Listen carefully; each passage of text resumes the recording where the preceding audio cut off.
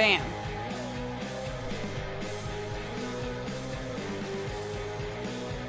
Thank you for gifting us Lil JC. I don't know what that means. I did nothing in the creation of Lil JC.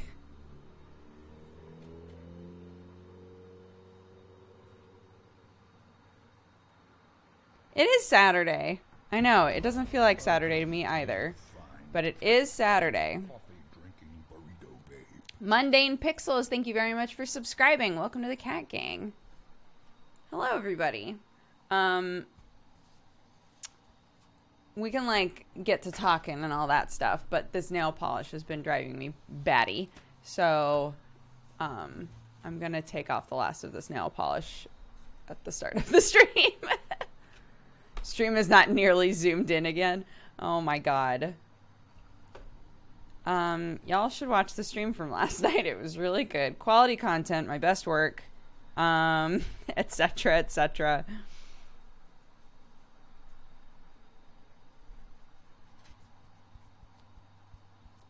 Okay. One nail. Get this little bit off. And then this off. Ugh, what a relief. I want to put it back on, but like when you have a little left over, so like say that I took this nail and I just started painting over it again, it would forever be imbalanced, either in tone or in texture. Like it would be obvious that one part was slightly raised or was slightly darker. It's just not worth it. It's better to just take it all off. So there we go. All done. Look how easy that was. Past me. Why'd you put that off for so long? And now, I have to rinse my fingers. I didn't think about this part, that I would have to, like, rinse them as well.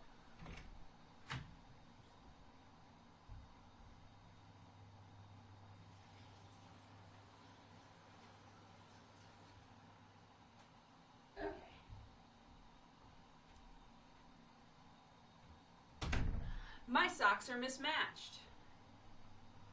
In case anyone was curious, in case anybody saw me leave and was like, is one of them grayer than the other? Yes. Yes. Nice socks. Thank you. Arthur with the good taste. Go fix your socks? Okay. Fixed. Now I'm not wearing any socks. Just the ultimate sock fix. What is going on with this camera? What? That's better. It was so foggy. Why was it so foggy?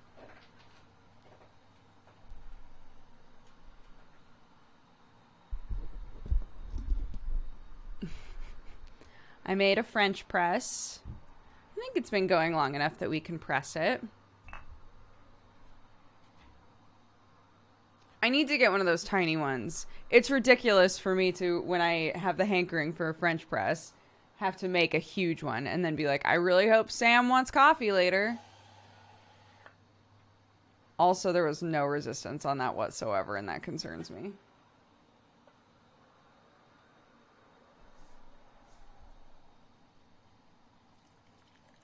Color looks fine.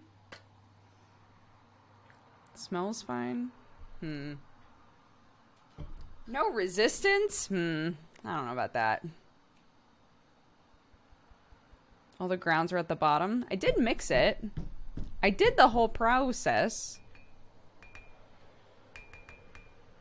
Oh, I did not bring a fork or a spoon. A spoon is the normal thing to say. I didn't bring a spoon. Do I have a past one? I do. We're going to do this age-old. This age-old tactic. Taking the back end of a used utensil in my office.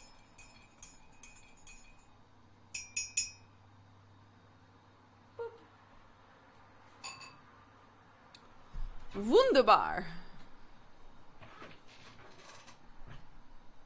Finally, someone who just dumps sugar in like I do. Yeah.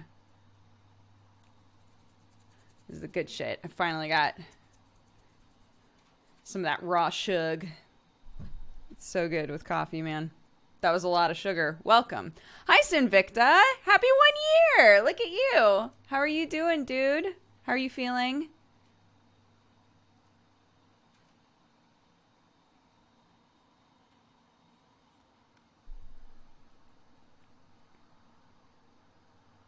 Does it taste different? It does, yeah. The sugar does taste slightly different.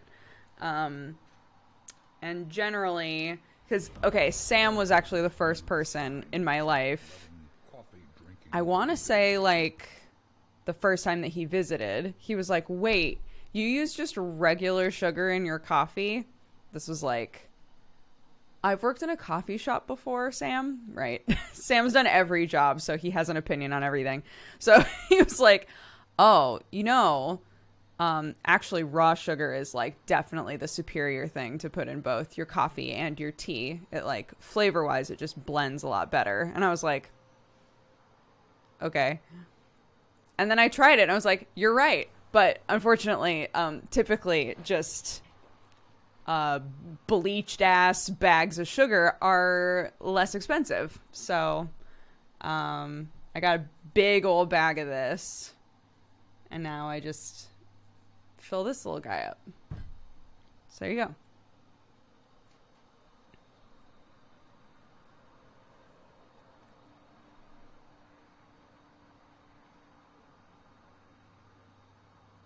That jar is adorable. Thank you. It came in a pack of 12, and I did not know they would be that small. But fortunately, I've found many uses.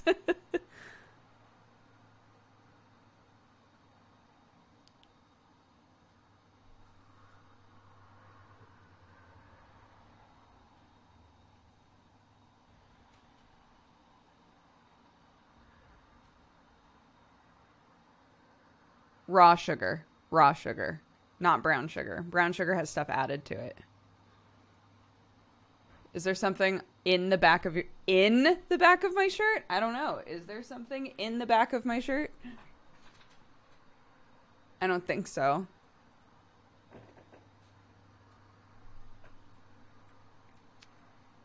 Yeah, my body is in the back of my shirt, I think.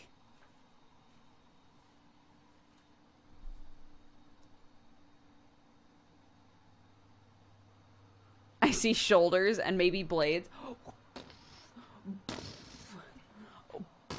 Oh, what? All this?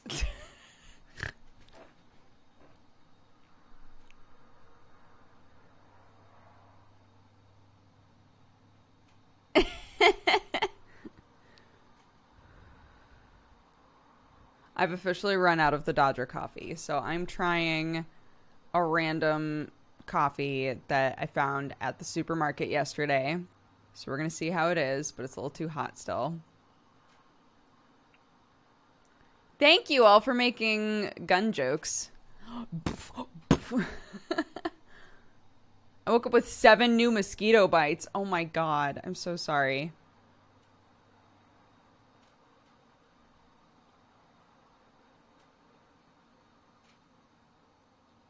No lies, I love trying random coffees. Coffee, like, oh my god. It's like all borked. Wait a minute. Don't do this to yourself. There we go.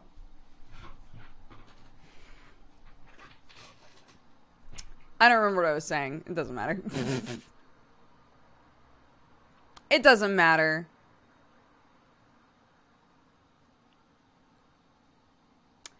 Yes, there are lots of coffee companies that I've really wanted to try.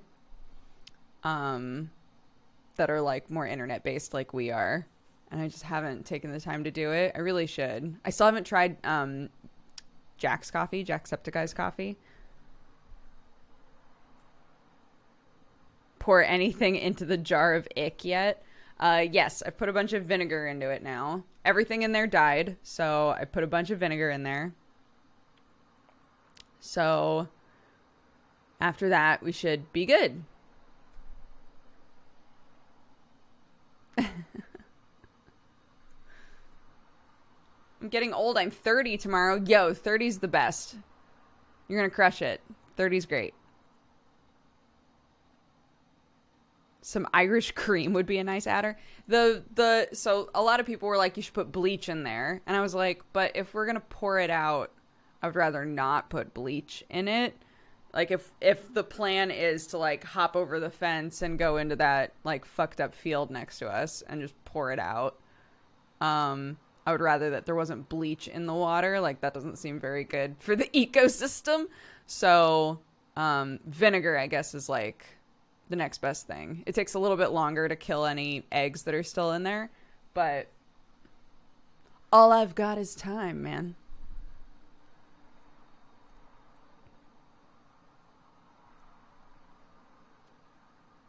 No, this is the mosquito jar. This is the hell jar that I'm talking about. Bleach actually breaks down in sunlight very quickly. Does it? The ecosystem of the fucked up field. I mean, the whole idea of leaving the fucked up field alone is that it, like, gets fine again.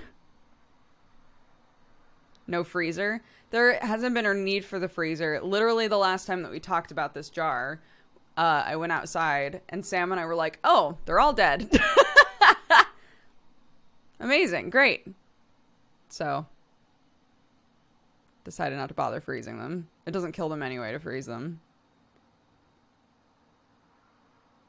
They just sit there and wait to thaw.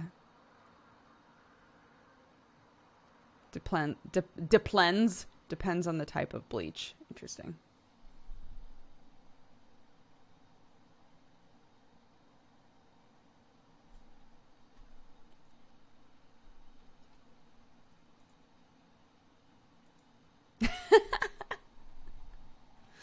Anyways, I put a bunch of vinegar in there. It'll kill them. It's fine.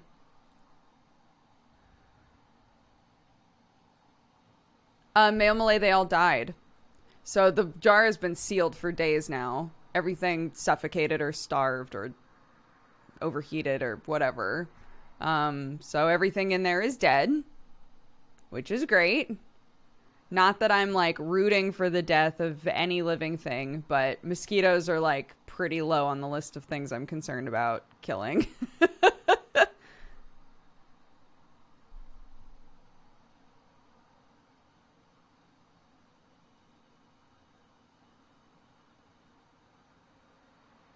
Anyways, way too many mosquito talks lately on this channel, so I think that we should just move on to a different thing.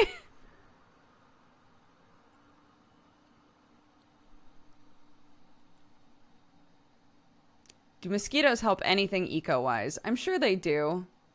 I used to hear all of this misinformation about wasps, that wasps didn't do anything good, but they do. I'm sure mosquitoes do something good.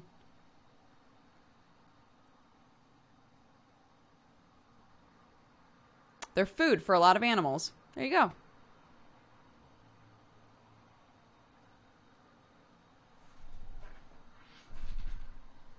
How am I? I'm good. Yeah. Clarky and I went out into the garden today and we picked a bunch of, like, the herbs that have been overgrowing a bit and threw them in the dehydrator. So I'm very excited to see how that stuff turns out. We've got thyme and chives and basil and dill all in there. So I'll be checking it in like 4 hours to see if things like the chives are done. But Clark was having a blast with that. Just basically like handing her something and being like, here, just rip all the leaves off. She was like, oh, hell yes.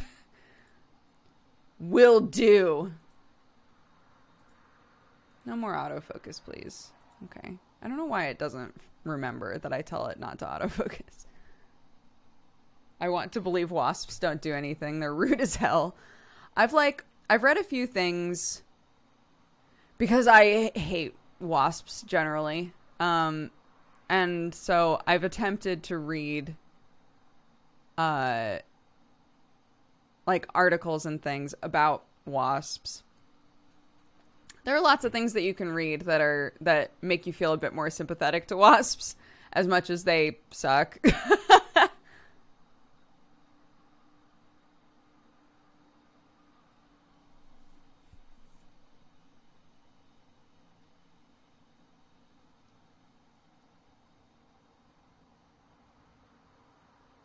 Yeah.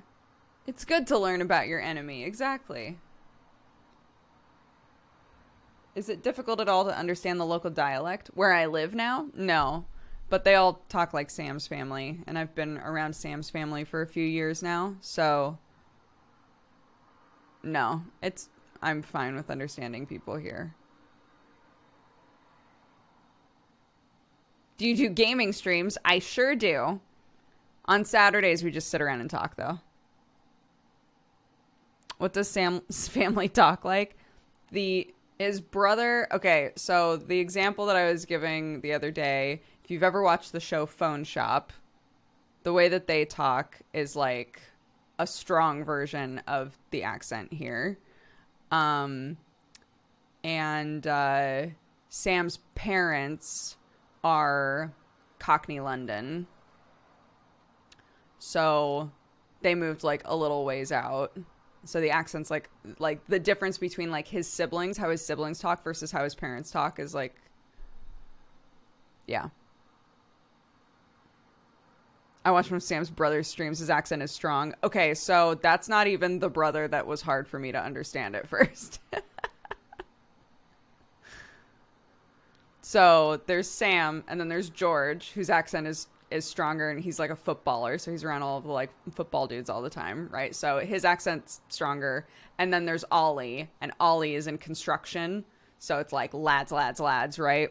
And his accent I literally could not understand when I first met him.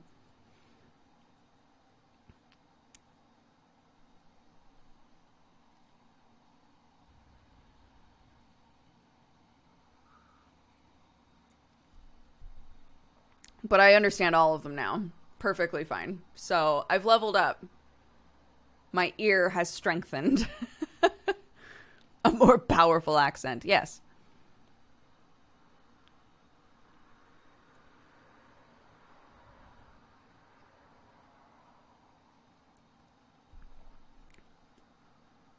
It's like Legend of the Sojourner. It's a lot like that. Yeah.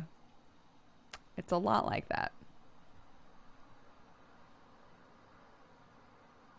Did you ask them to repeat themselves or just nod and hope for the best? With Ollie, it was...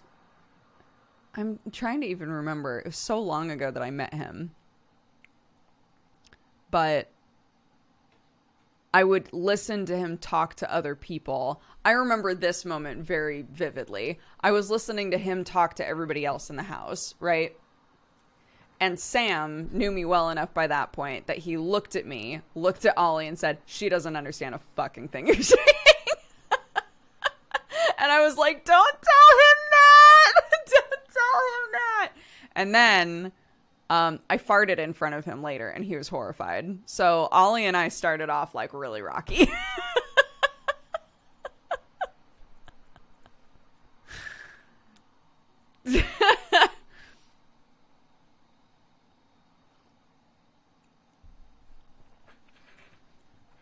And now we get along great.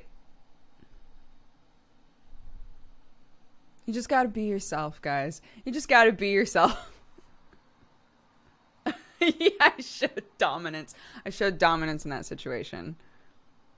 I farted and didn't acknowledge it, even though it was very loud.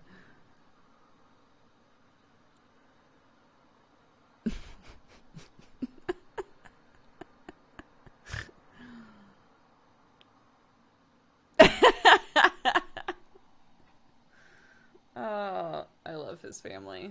I love them so much. Thank goodness, because we moved all the way out here.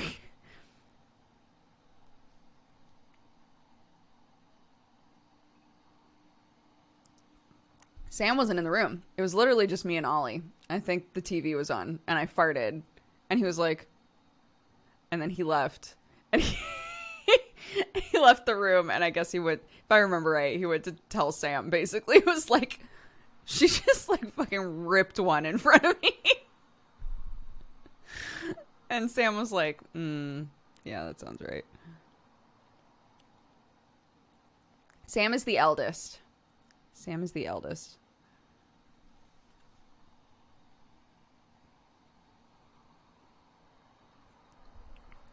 Eldest of 5.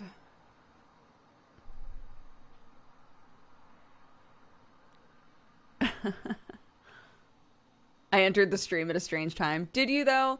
I bet this conversation seems a little on par.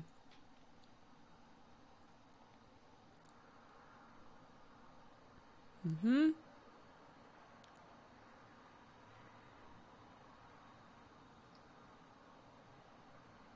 How are my siblings doing? Yeah, I think they're doing all right. Um, as a refresher, my sister's whole family works at a hospital. They all work at the same hospital. So they are like a heavy essential worker household. And apparently they're all doing okay. So that's great. And then my brother, all of his like gigs and things for the year have been canceled. And he's not really sure when any of that is going to pick up again. So I think he's just kind of doing what he can currently.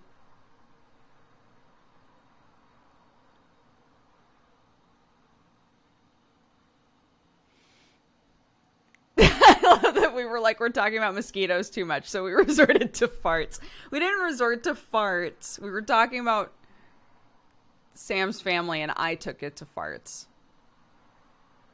I think he's doing okay. He stays so because like his typical life is traveling a lot to play gigs. Jared's in a weird position where he is much more well known abroad than he is in America. So even though he does really well and he like fills out, you know, people like come to see him, he gets packed like places that he goes to, he still does a whole lot better like in Europe and in Asia. We don't know why. So he typically travels a lot. So his home base in Oregon is a converted garage that his friend has. They were like, yeah, we were planning on just like renting out the garage. If you need a place to stay or if you need like a home base, it's pretty cheap. You can stay with us, and when you're around, and when you're not, it's like no big. He was like, great, that's incredible. So I assume, again, because he's like with friends, I assume that he's doing all right in terms of like his living situation and stuff, but I'm sure it's very stressful trying to figure out what's going on work-wise. I know that he, in like all of this extra time, has like finished up his second like personal album. So he's like getting that all like mastered and finished and stuff.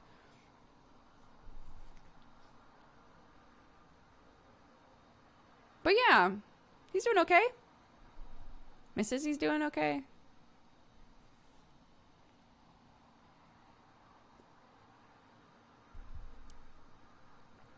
It's your birthday. Happy birthday, Matthew. What type of music is it? Like funk soul music, I would say. He dips into lots of different things, but he comes from a jazz blues background because that's what my dad would play. So my dad was a jazz and blues musician, and so that's what my brother grew up playing with my dad, and then branched into more like kind of like soul, blues, jazz sort of stuff, and then more like kind of funk. I would say I would say when listening to like his Jared Lawson album, I think that there's definitely that you can see all of those influences.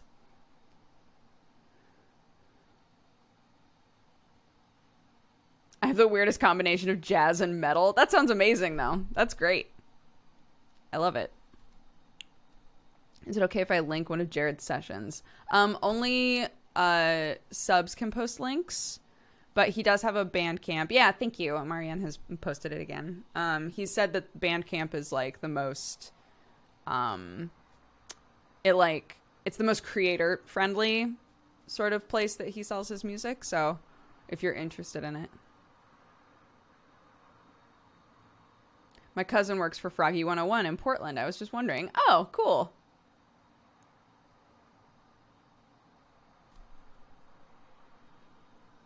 Oh, Avi gifted you a sub. That's very sweet.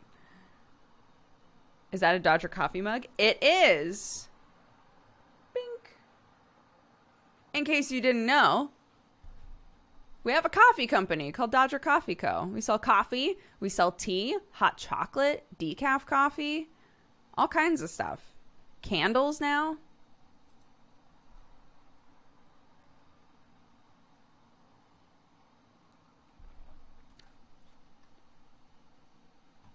And we have, I'm doing this so that nothing changes. We have been able to continue to work through the pandemic so far. So that's amazing. Very blessed there.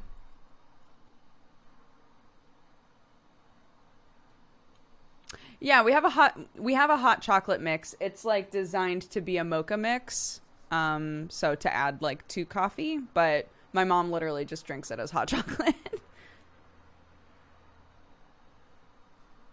I don't like very I don't like really strong like milk chocolates. I like more bitter chocolates or strong chocolates, like dark chocolate. So that's more the flavor profile. But yeah.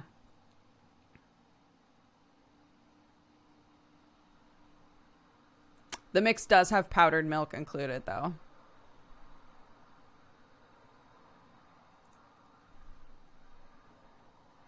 I could never get into hot beverages. I find them strange. Do you live somewhere cold? I guess I'm curious, like...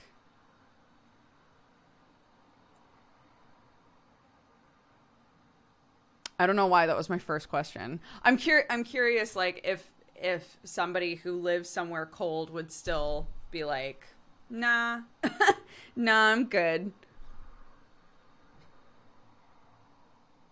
I can't drink hot stuff. I live somewhere cold. Interesting. I don't do well with, like, I can't stay in a bath for very long, and I don't like going in hot tubs for longer than a couple of minutes. Like, I overheat really, really easily. When I was growing up, I pretty much only had ice drinks ever. It wasn't until I think like college when when I was like living in my studio apartment with no heat in the middle of winter, just like I'm dying. Like, I think that was when I really started to drink more warm stuff and be like, wow, this is nice.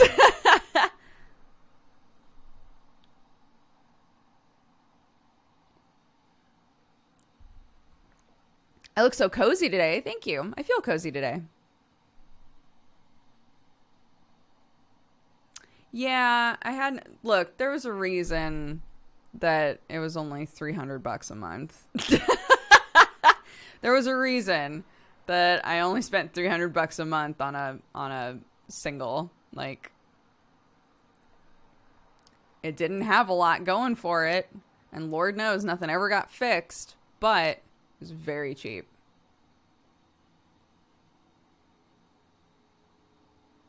Not in LA. No. In Oregon.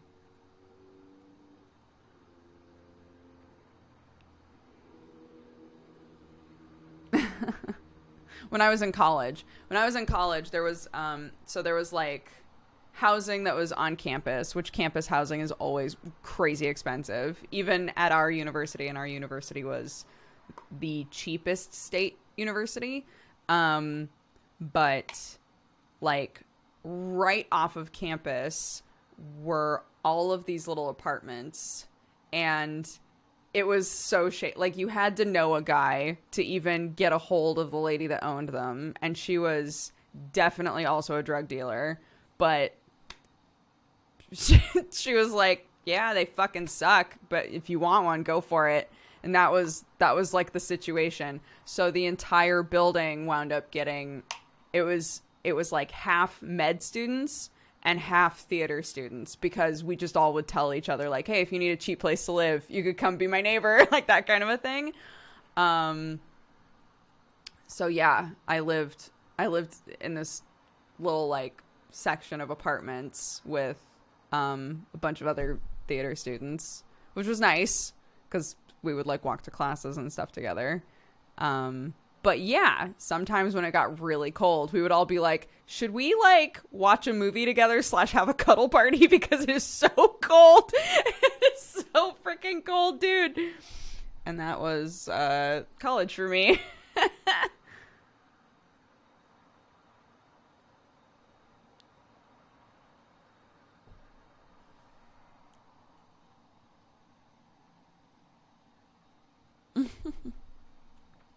Yeah, I live in England now.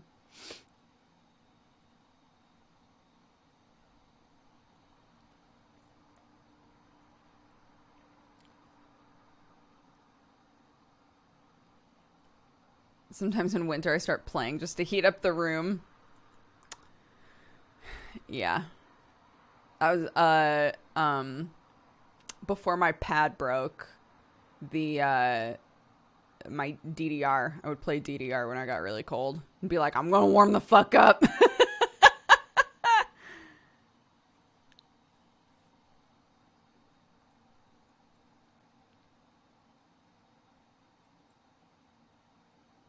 Yeah, but there's only so much time that you can spend in bed with a heated blanket on, you know. Like ability allowing, if you know.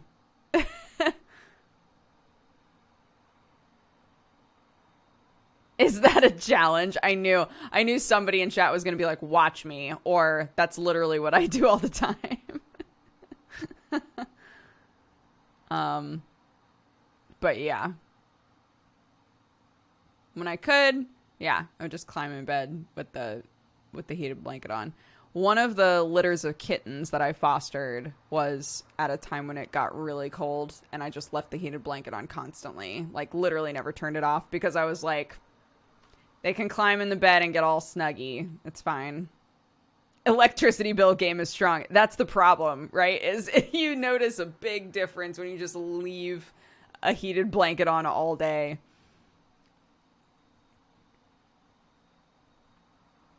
We have, so we bought 2 little portable AC units. So yeah, while it's been really hot, there's one in Sam's office for us to like swap back and forth as needed. And then there's one in Clark's room, my daughter, to help keep her cool.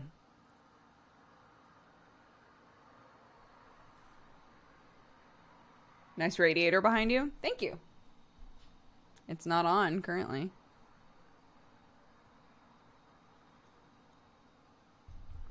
Because it's been hot.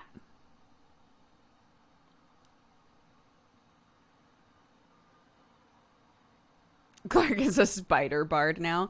She's been getting a lot better about flies again. I know that this is like adjacent to what you just said, but she's been terrified of flying things for the last 2 weeks or so, and Sam and I have been like, this is so sad. She was so obsessed with and in love with bugs, and now she's like terrified of the flying ones. And she's starting to like be really interested in the flies in the house again, which I know it sounds so silly. Like, why would you care that your kid is interested in flies? But she was literally, if she heard a fly, if there was a fly that she saw floating around in the room, she would run to us like, get it away from me, right? So it's very nice now for her to suddenly be like, where'd Mr. Fly go? Hello, Mrs. Fly.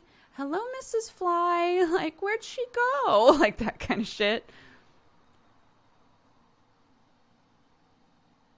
England has a type of fly that I have never seen before that apparently bites you, called horseflies. So there are like normal ass flies, and then there are all of these fucking flies that will totally bite you. Yeah, they suck. They really suck. I've tried to like look at a lot of pictures so that I can remember what they look like, so I can tell if they're the biting ones or not. They suck.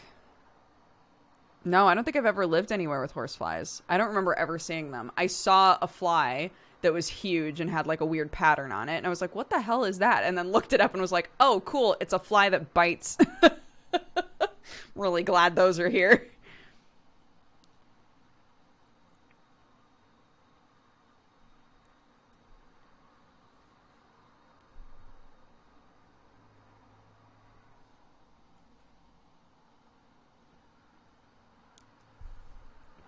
But yeah, there are lots of different types of flies here. I feel like flies always looked the same. But now there are like really itty bitty black flies. There are these flies that show, and the only reason I'm even paying attention is because Clark always looks at them, and so then I look at them. There are these flies that are like this really pretty turquoise color. So at first glance, they just look like a fly, but then when you get closer, you're like, oh, they're actually very pretty. And then there are horse flies. So there's like, 10 different varieties of fucking flies in our house at any given time.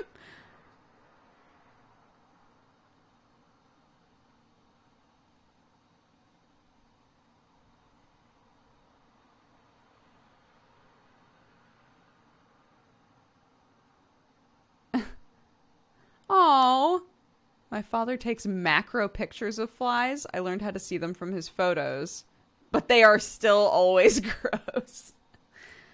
Whoa, macro pictures of flies sound fascinating, though.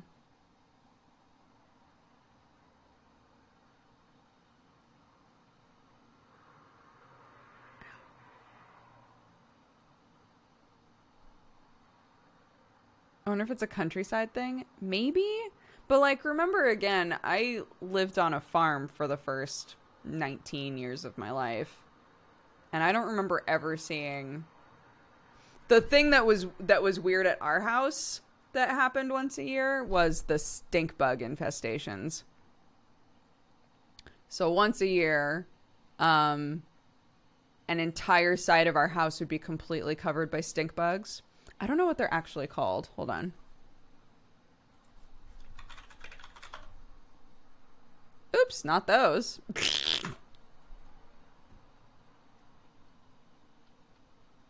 Not those either. Have we just, like, been saying the wrong thing for them this whole time? Or is this another one of those, like, colloquially they're called something very confusing when you try to Google it?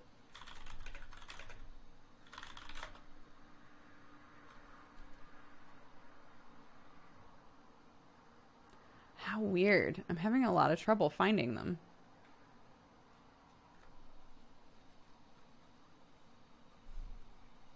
Get stick bugged. Is it weird? Am I old? I didn't know the stick bug meme until like 2 days ago. Hold on. I'm gonna look up like their color pattern.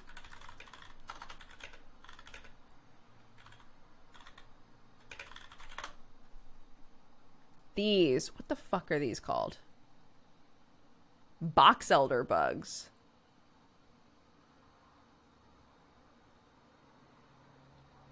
Box elder bugs? But it says that they bite. I've never been bit by one of these, I don't think.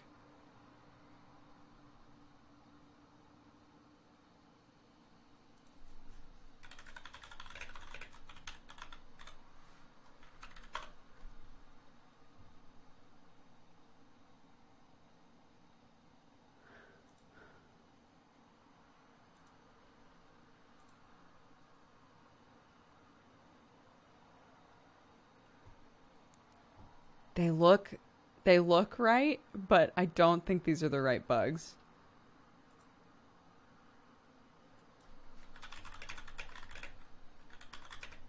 Oh my god, I'm gonna text my mom. Try forest bugs? No, that's not it. Hold on.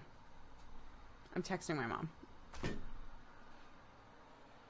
She won't answer yet. It's too early for her.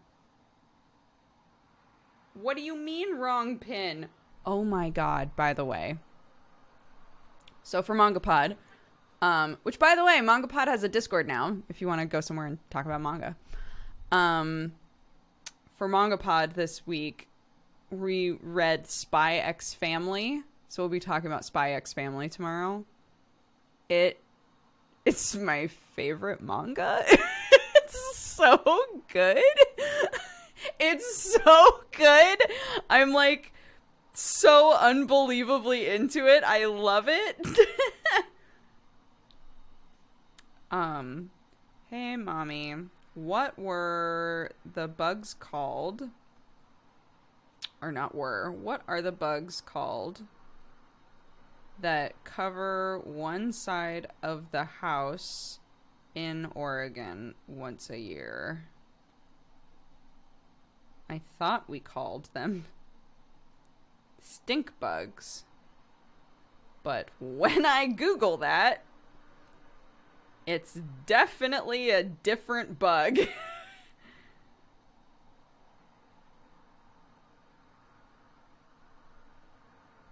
Okay, let's see if she responds.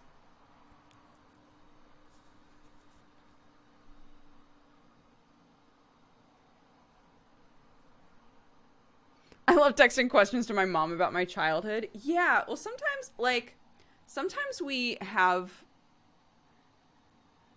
you know, I've had many a run-in with ants. We had the big flea problem of 2016 or whatever year it was. And there's always a part of me that's like, man, I don't remember ever having issues like this when I was a kid. And then I'll have flashes of things that happened while I was growing up and be like, no, never mind. That definitely happened. We had an issue where the entire basement was like infested with termites, but not like, they weren't in the walls. They were like on the carpet. So we would go down there, like in the waiting period before they were dealt with, we would go down there and just like see termites just like hanging out on the carpet. Super weird.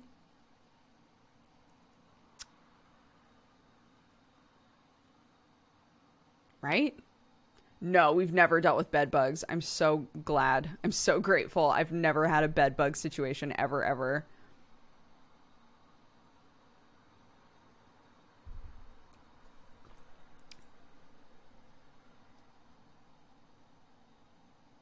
I'm clicking your link. No, those aren't it. So this is the problem. When you Google stink bugs, the thing that pops up is not it. That's not the right bug.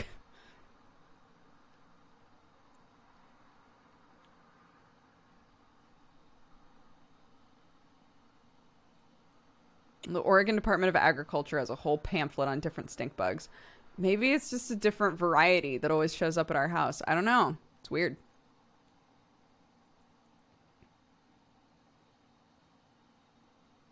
Oh, Delfonto, that makes my whole body like...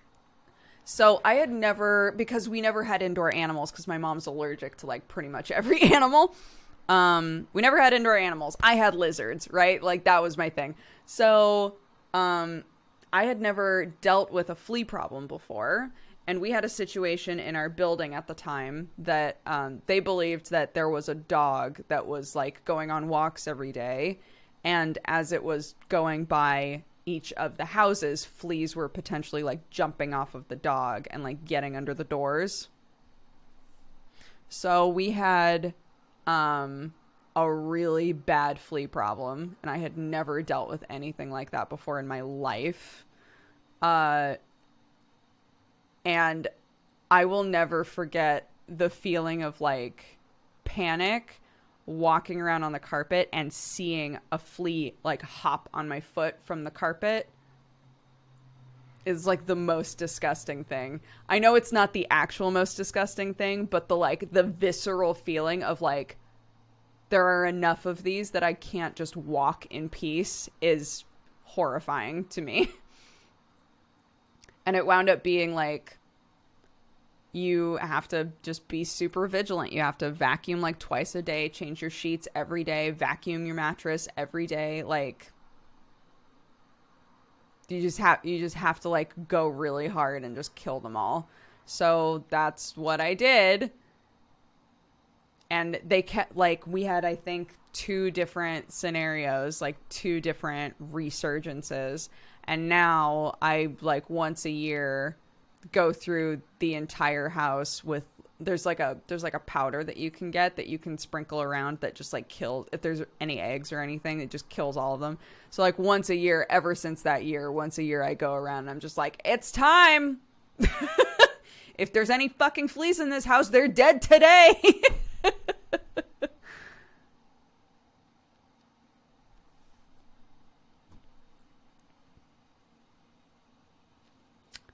My parents, I got a contraption that uses a sticky pad and a small heat source. It lures in and traps cat fleas. Amazing. What?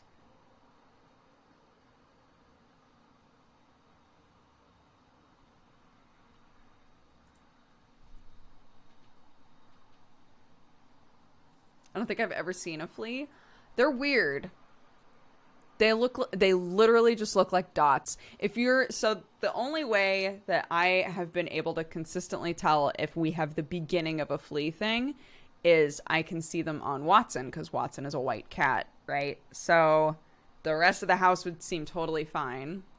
And I would know that the fleas were trying to come back if I was hanging out with Watson and I saw any kind of like dot on her. To this day, if she goes outside and comes back in and has like something black on her, I'm like, please don't be a flea.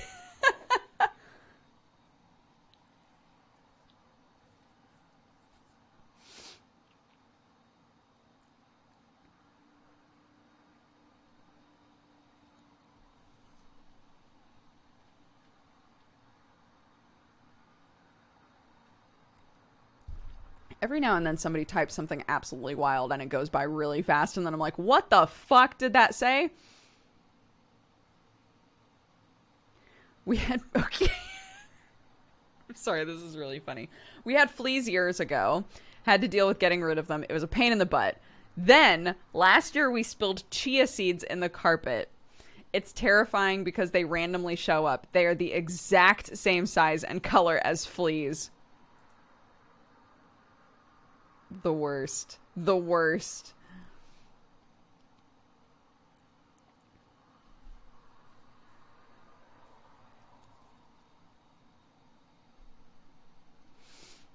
Chia.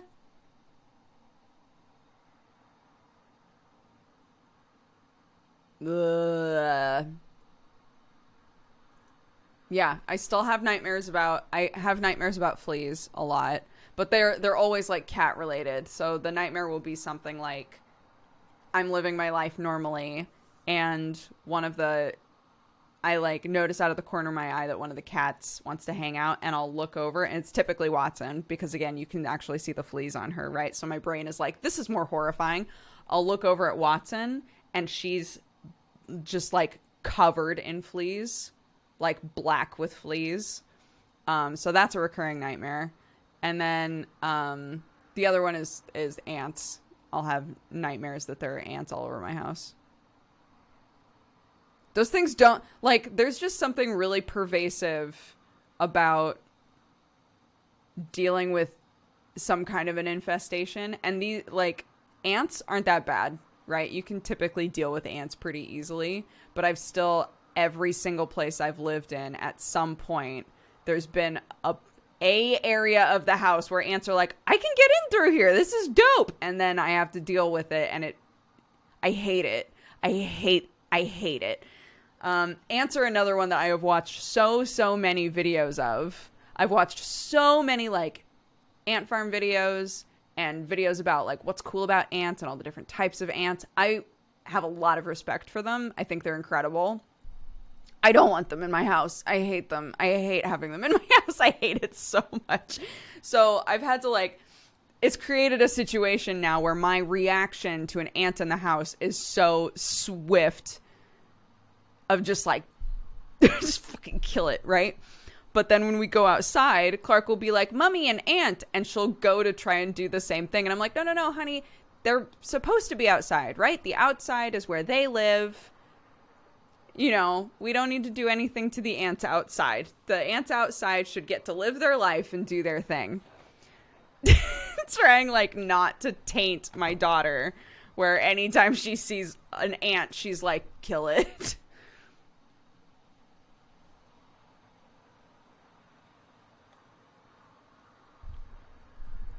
It's rough.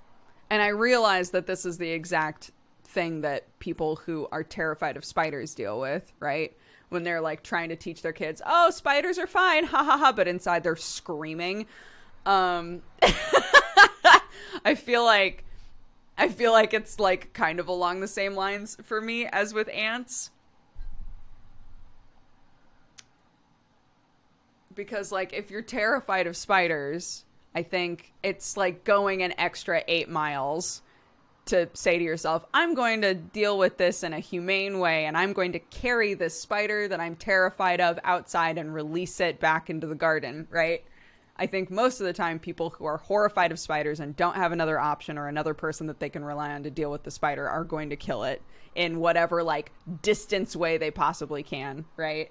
So I'm sure that it's difficult if, again, you have a kid and you're like, I don't want them to be scared of spiders like I am, but I'm also going to maybe lose my mind if I see a spider in my house.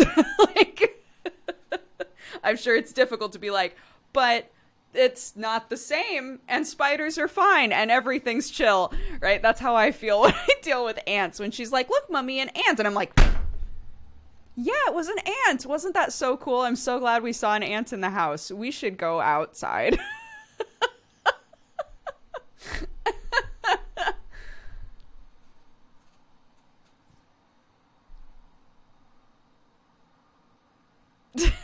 The poor ant.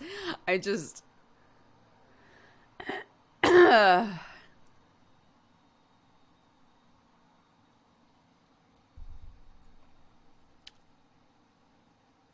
yeah, again, I have a lot of respect for insects and bugs of all shapes and sizes. I think they're incredible. I think they're awesome. There are some that I just have an immediate, like, bad reaction to if I see them in my house, because my brain immediately goes, it's an infestation. I'm going to be dealing with this for hours. Where's the bleach?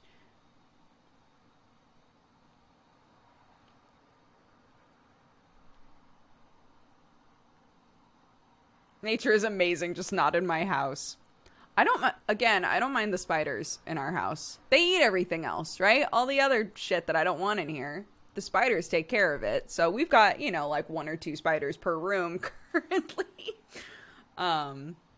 But the really big ones, yeah. If we see them in the house, Samurai will be like, okay, let's take you outside.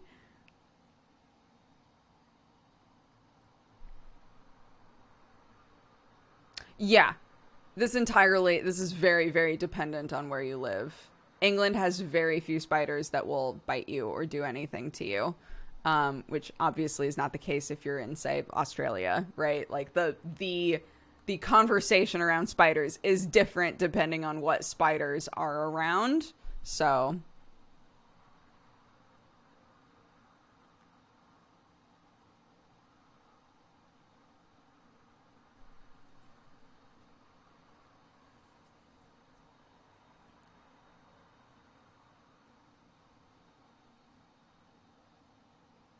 I know. Anytime I say samurai, people are like, samurai?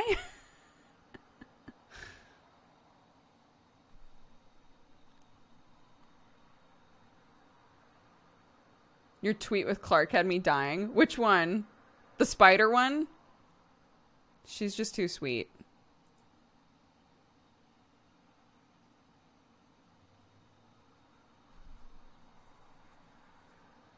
She's too cute. She's too sweet. And that's that.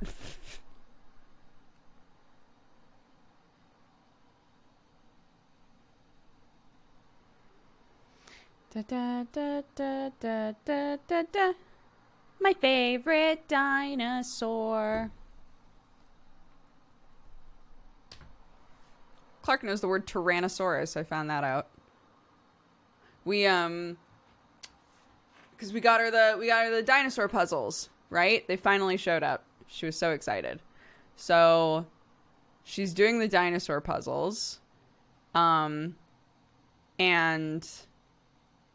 I said, oh, okay, we've done, so there's 4. There's a Stegosaurus, a Pteranodon, a T-Rex, and then a Triceratops, right? So we we're putting them together, and she did the Triceratops, and I was like, oh, cool, you did the Triceratops. And then she started to grab the green pieces, and I was like, oh, are we making the T-Rex? And she went, yes, the Tyrannosaurus. But, you know, in, like, her, like, broken baby English. And I looked at Sam, and I was like, she knows Tyrannosaurus. And he was like, with a look on his face like, that's right, because my child will also be obsessed with dinosaurs as I was.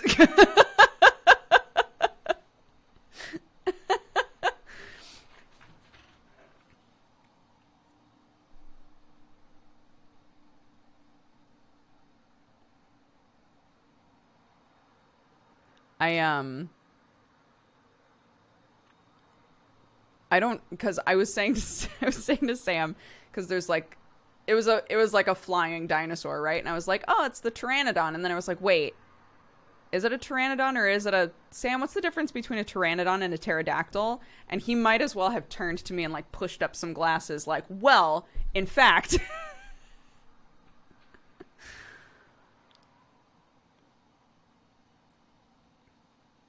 I'll be honest, I don't remember exactly what he told me. I think it was that Pteranodon is a family of dinosaurs and a pterodactyl is a specific dinosaur in the Pteranodon family. But I don't remember.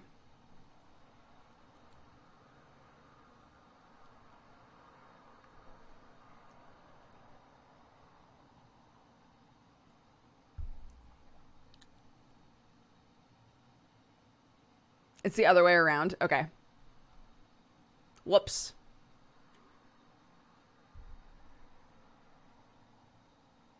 I'm on chapter 2 of Spy Family and I love it. It's so good. It's so good. I'm addicted. I started reading it last night because Aaron's not going to be there for Manga Pod tomorrow. And so we were talking about it and I was like, oh yeah, I should probably like be on my shit and start reading this. It was like 2 a.m., right? I'm laying in bed. I'm just like catching up on conversations. And yeah, opened up the Manga Pod Discord and everybody was like, okay, so Aaron's not going to be there this week. So Dodger will host. You know, will we have all three of us there? We will. Great. And Lou was like, yeah, I just started reading it to make sure that I get it done in time. And I was like, that's smart. I should also do that instead of starting to read it Saturday night like I usually do. So since it's on the Viz app, it's like I can at least open it and like make sure that it's there and like bookmark it and stuff. So I opened it and I opened the first chapter and I was like, okay, I'll start reading it. And I read like 10 chapters last night before being like, I have to put this away. And then Clark was in kind of a weird mood this morning where she wanted to hang out with me, but she didn't want me to like play with her. Right. So she just kept doing a lot of stuff by herself, which is totally fine. And I was like, okay, I guess I'll read more Spy Family. It's just, it's so good. I love it. Anyways, yeah.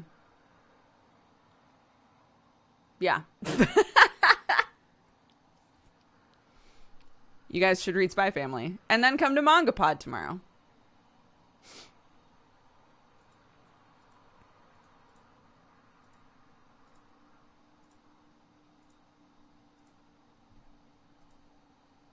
You want to buy Raid Leader? Raid Leader's already been redeemed, so you cannot buy Raid Leader. Manga Pod is at 3:30 Britain time, which is morning for America. It should be on the schedule that's below the stream. I know it's BST, but Americans don't know what BST is. It's not today. It's tomorrow.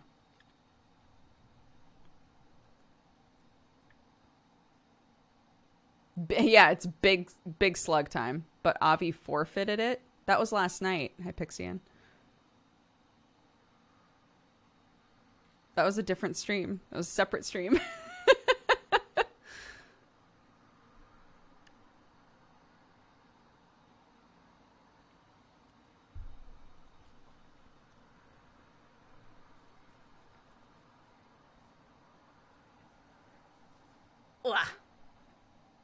This is a good look, right?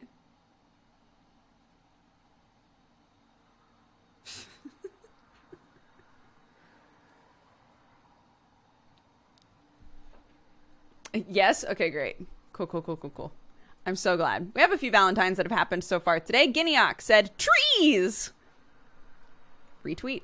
Sir Chunks says, to late night Doogs, his last night's stream was so much fun. Thanks, I'm glad. Ramen Boy said, shout out to Dodger for last night's stream. It was absolutely hilarious and a perfect end to the day. Thank you. Snizzy says, this Valentine is dedicated to Doogs. It's been a poopy week for me. Getting to chill in here and be silly with you and chat so often has been a brilliant pick-me-up. I always end up giggling at the silly antics. Last night, everything from the week kind of caught up with me and I got very emotional. But I remembered that we had Saturday morning Dooger and it cheered me up a bit. So thanks for being you, Doogs, you wonderful little soul. I am delighted and honored that I can cheer you up and be a positive part of your day. So thank you very much for being here and for supporting me. I appreciate that as well. Oddity Writer says, I was AFK last week and I didn't notice. I wanted to say thank you to Avi for the sweet gifted sub. Aw, that's sweet that even a week later you still said thanks. And that guy, though, says, sending you a Doog hug for each time we mention a bug of some sort today. Oh my god, I know. We need to change the subject. We gotta change the subject. No more buggies.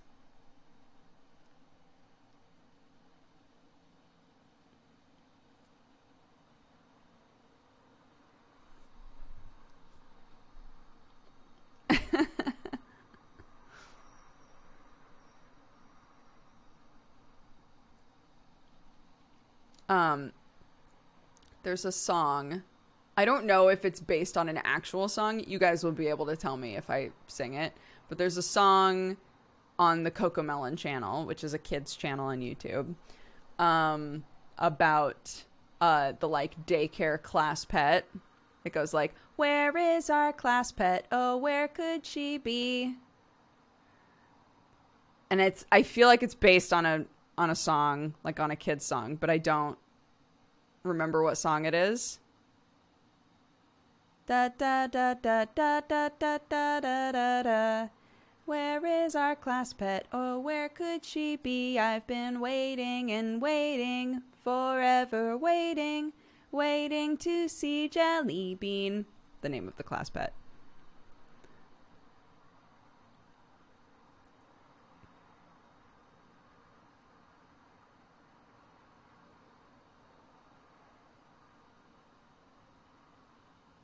Yesterday, I won my first Minesweeper game in 25 years.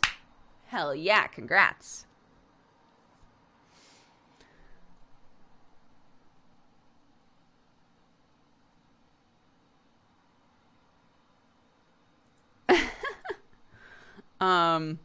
Anyway, so again, because Clark constantly is asking me to sing songs that don't exist and has me making up fucking songs, I made up one to that tune, and Clark is now obsessed with it and asks me to sing it to her all the time. All the time being all of yesterday and when I put her down for a nap today. And I need to come up with more verses because she wants the song to keep going, but I've only been able to come up with 2 verses. So far, it's... Where is my Clarky? Oh, where could she be? She's having some tea, maybe seeing the queen. Where is my Clarky? Oh, where could she be? I've been waiting and waiting, forever waiting, waiting to see my Clarky. So that's the first verse. And then the second verse is, she's out to sea, maybe sailing so free. Right, but the rest is the same. And I need to come up with more. I want like maybe 2 more verses because so far the song stops short for her and she's like, more? Again? So I need to come up with, right? I was also thinking this. I need like a dinosaur verse.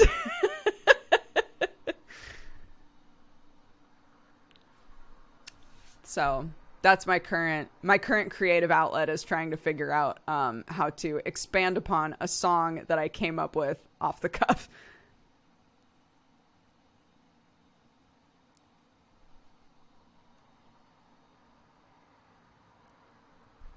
Oh, I forgot that we made an entire pot of coffee. Fuck yes.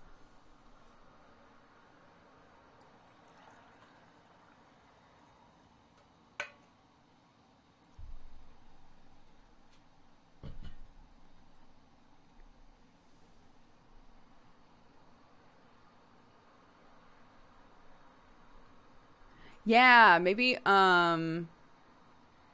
she's up in the trees flying high with the bees. Something like that. Maybe reference the bugs. We could do a bug one. I don't know how to do the dinos though. I keep trying to think of something because it needs to end with that like E rhyme.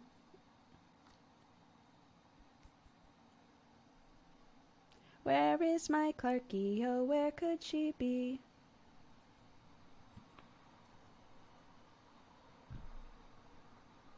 I don't know. She doesn't like flying bugs though. She loves watching bees. Oh my god, can I tell you guys a story? This is going to be another one of those stories where I'm like, I shouldn't have told you this. Hold on. Gotta use this again.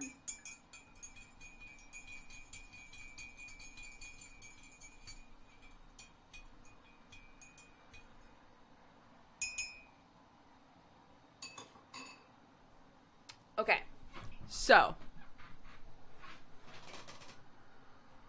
yeah, there wasn't a clean anything in here, so I'm using the back of a fork. You got a problem?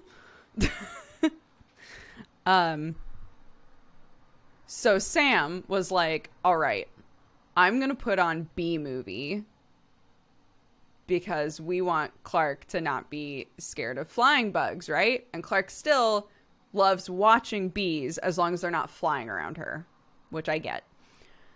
So he was like, I'm going to put on B movie. And I was like, okay. It's funny because I haven't thought of this movie as anything other than a meme in a very long time. But sure, yeah, I see the logic. And he was like, and to be honest, I've never seen B movie. And I was like, wait, are you putting this on because you're really curious, like, what this movie actually is? Because that's really funny. So I have a picture on my phone, I think, of like him and Clark sitting on the couch and they're both like, they have like similar looks on their face of like, what the fuck am I watching? And then at a certain point he looked at his watch. He doesn't have a watch. He looked at his phone to check what time it was and was like, this movie sucks, I'm going to work. And just got up and left.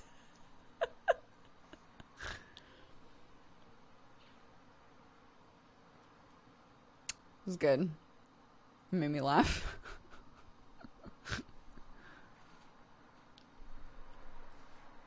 Oh, it's weird. B movie is super weird.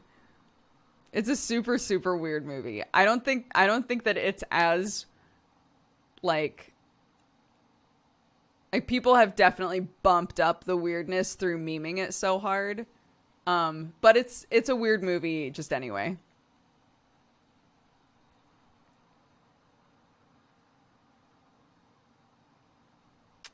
Does that pot keep the coffee hot for a long time like your coffee mug? I'm looking for something that can keep my coffee hot for a few hours, but I've been let down many times by the things I buy. Yeah, it's basically like a thick insulated cafetiere or French press.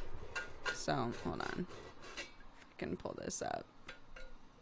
So, I don't know if you can tell. The sides are like pretty thick metal. It keeps it hot for a really long time. Yeah. Does it keep things hot as long as our thermos does? I don't know, but I've been able to come back to coffee in this that's been in there for like over an hour and it's still hot. So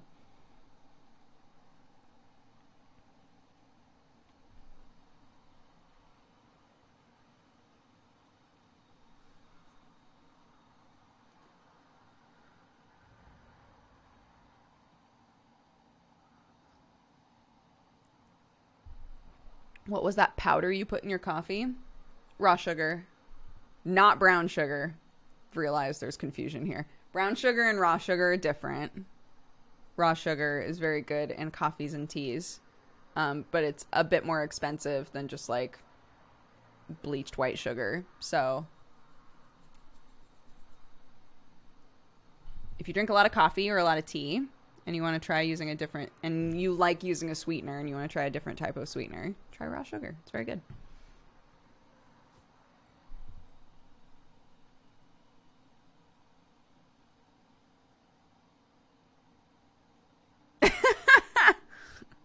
So, again, grew up like in the woods on a farm, right? I and to this day, I still would love to be able to do this. I wish I had become like a fucking architect or an engineer or something. But literally only for this. I don't want that knowledge for anything other than this exact thing. So when I was younger, I told my dad that I was going to build a fort, and he was like, okay. And I was like, but I'm going to build it underground. So I started digging a hole in the middle of the woods. I started digging a hole and I went to my dad and he was like, how's it going? And again, anybody who's heard a lot of stories from my dad knows that he is like a no bullshit kind of person. So I was like, yeah, I started digging my hole and I'm gonna like, and he was like, okay, so what's the plan here exactly? Like, how are you gonna make this work? I was like, I'm gonna dig a hole, and then once it's like as tall as me, I'm gonna start digging like this way, like forward, and then I'll just have like a big, basically a burrow, right? And then I'll just have like a big fort. And my dad was like, how are you gonna keep it from collapsing? And I was like, what do you mean? And he was like, if you don't have anything under there to hold the dirt up, it's just gonna keep falling down and all that work will have been for nothing. And I was like, oh, I don't know.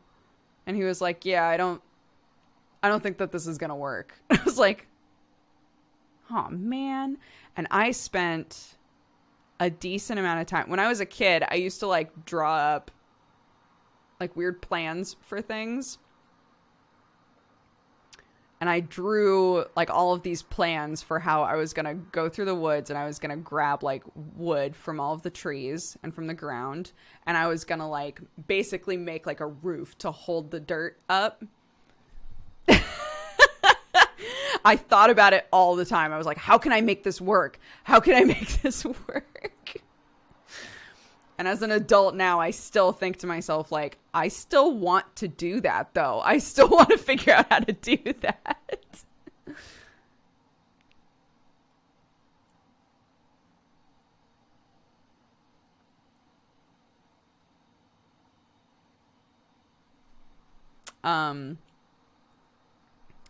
Yeah. So one day, you know, one of these days, I'm going to do that.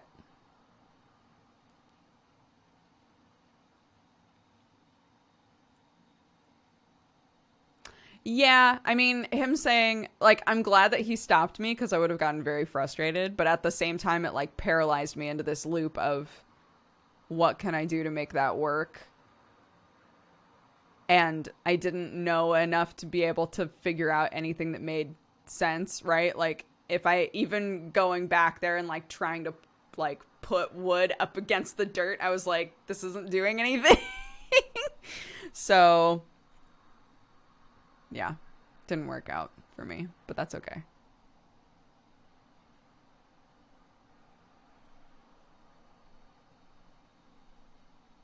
It's also super dangerous. Oh, totally.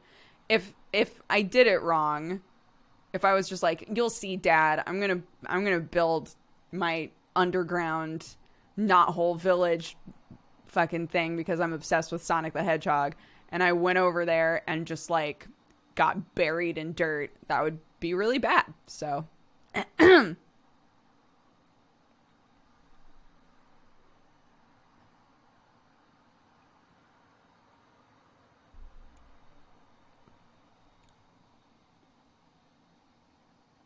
is Dodger cold brew worth trying? Oh my god. I think the cold brew is great. It also, cold brew typically is much easier on tummies if you have, if you're like sensitive to caffeine or to like the acidity in coffee. The cold brew is just much stronger. Like, think of it like when you steep tea. The longer that the tea steeps, the stronger the flavor is. Cold brew is very strong, so we recommend, if you taste it and you're like, whoa, we recommend like watering it down. Some people don't bother, but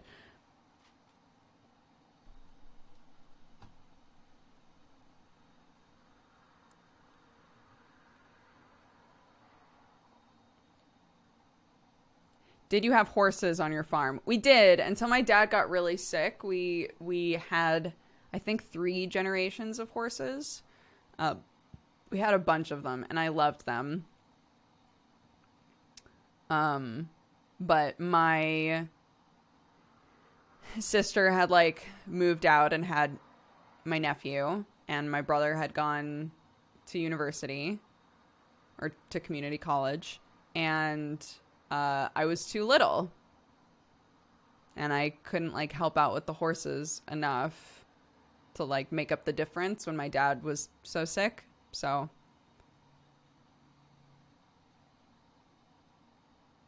we had to sell all of them, unfortunately. That was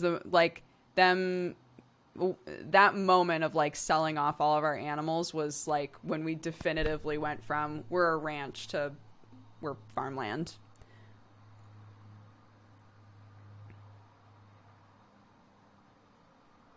I know. But I've said before, looking back on all of that and how much work it was, I'm glad that I had that experience growing up because I got to enjoy it a lot as a kid. As an adult, I don't think that it would be super fulfilling work for me. I love being around animals, but I get a lot more emotionally out of taking care of plants versus taking care of a bunch of animals. And since my sister-in-law wants to have tons of animals, I'm like, this is perfect. I can just visit you on your little farm with all of your animals.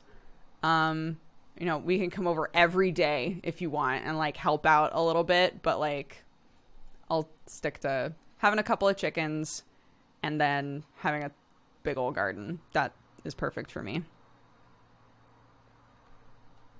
We've decided to hold off on getting the chickens until we know whether or not we need to move. So, which again has not gone anywhere.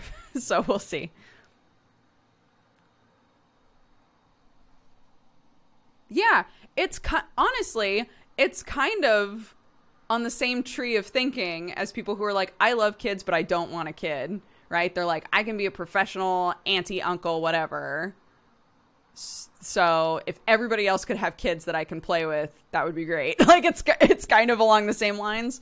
Like, if everybody else could, like, get goats and horses and shit, and then I can go and pet them and feel, like, emotionally fulfilled with animals and then just leave, that would be amazing for me.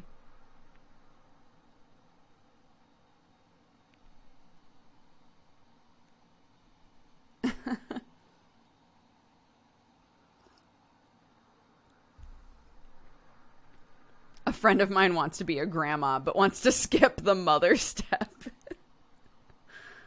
I think you can do that. Thank you. Yeah, hopefully it'll all work out. It'll be fine.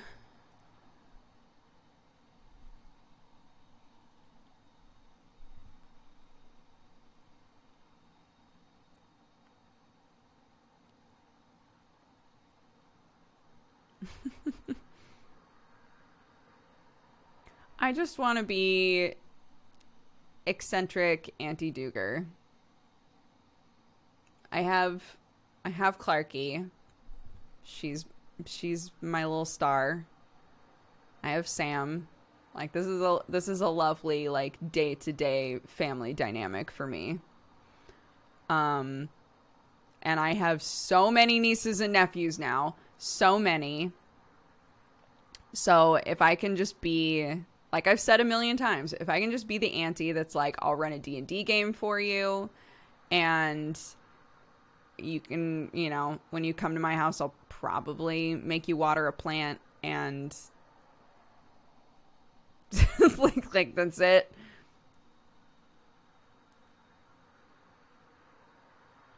It'd be great. I know. Auntie. Sorry, guys. Auntie Dodger.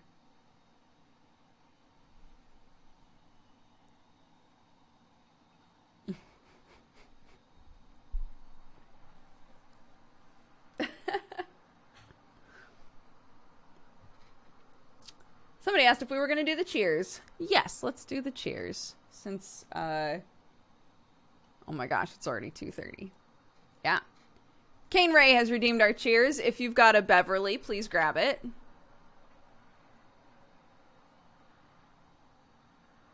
Meatavore, thank you very much for the gifted subs. Welcome. Welcome, new Katogangu members. Be sure to thank Meatavore if you were just gifted a sub. And thank you again to everybody who has subbed and resubbed during the stream. I appreciate it. I hope you're having fun. Hope you're chilling.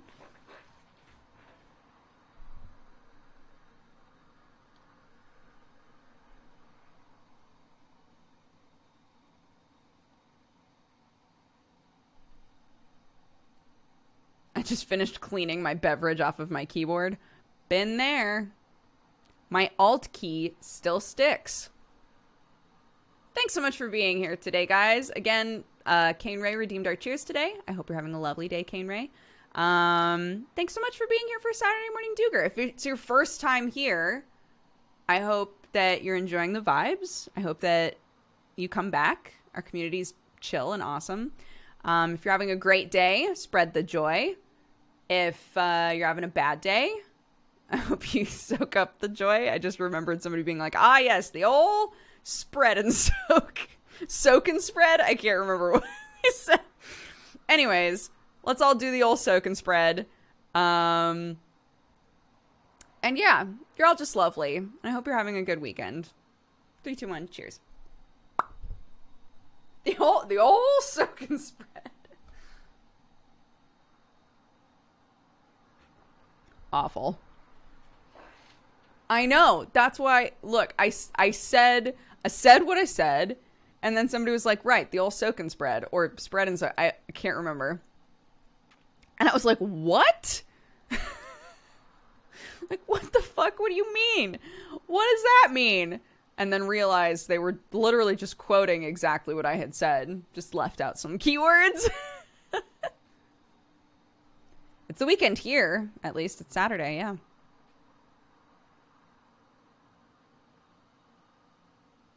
The whole soak and spread. Any upcoming games you're excited about? I'm really excited for the Hades 1.0 release. I can't wait for Silk Song. That's going to be awesome. Cyberpunk will be super fun. I don't think that I'll stream it, but it'll be super fun. You know me with games that like give you too many options. I don't have a whole lot of faith that I'm going to stick with Cyberpunk for very long, but who knows? Maybe I'll adore it. Darkest Dungeon 2, I'm still excited for, even though we don't know a whole lot about it. So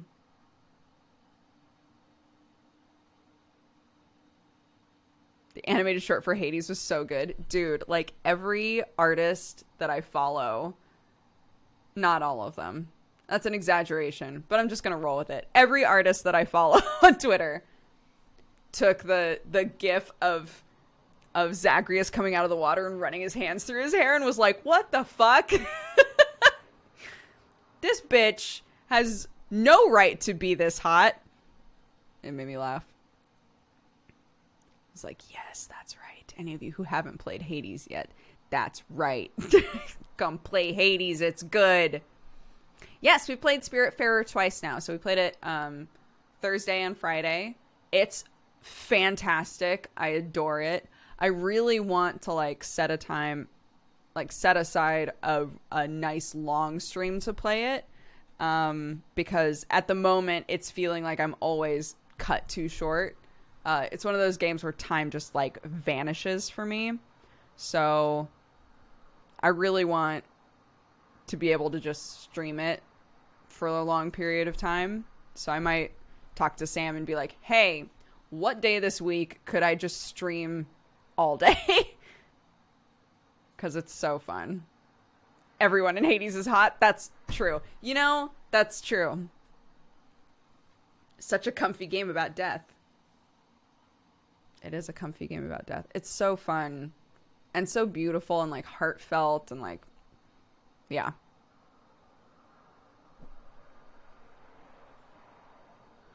And we're still making our way through the 5.3 content for Final Fantasy XIV. So, yeah, I'm the further we get into that, the more nervous I get, but what can you do? Don't spoil anything. But I did ocean fishing for the first time. I did ocean fishing for the first time on Final Fantasy XIV, and it was very fun. You literally just stand on a ship and fish, and occasionally it's like rainbow, and you get a ton of fish. It's great. Got a lot of fish. I got quite a few fish. I'm level 30 something in fishing now, but I have so many fish that I'm like, do I need to level up my culinarian now?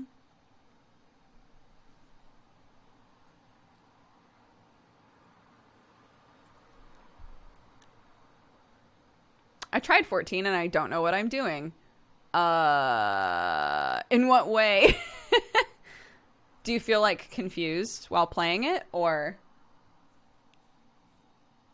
I want to start 14 so bad. Free trial, man. Free trial goes so long now. Hello, Jingle Bomber. How are you? Bomber? I don't know why I, like, overly pronounced the second B in bomber, but that's fine.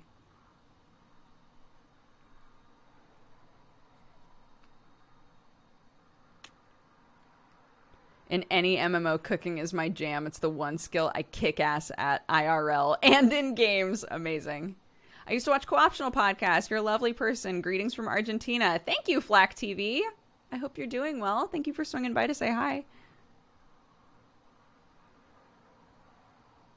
Oh, I would say that the expansions got better as they went along. 'Cause it went Realm Reborn, and then Heaven's Word, and then, oh wow, I'm getting them all confused now.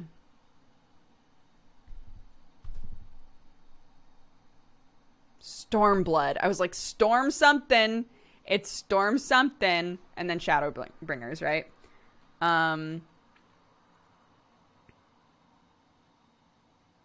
Personally, for me, they got better as they went.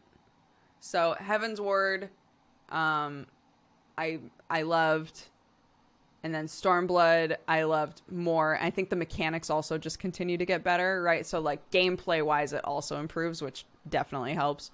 And then Shadowbringers was incredible for me.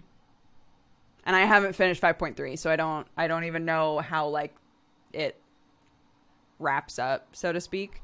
But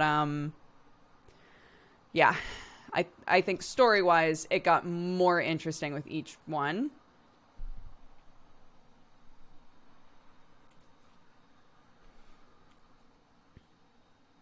Hi, Blazer. Any good shows to recommend for an almost 2-year-old? And also, what's this Hades game that you're talking about? Good shows to recommend for a 2-year-old or an almost 2-year-old. For like chill, nice shows, we still love Puffin Rock. When she was around 2, she got really into clangers. We try to do a lot of the shows where it's like, if this is on a lot, it's still like kind of peaceful and nice. Shows like Puffin Rock and Clangers definitely have that sort of vibe. What's nice about a show like Clangers is it's not reliant on everybody talking. Shaun the Sheep is also like nonverbal. So stuff like that is nice. And then on YouTube, I think around that age, she got really into oh my gosh, what are they called? Bumble Nums.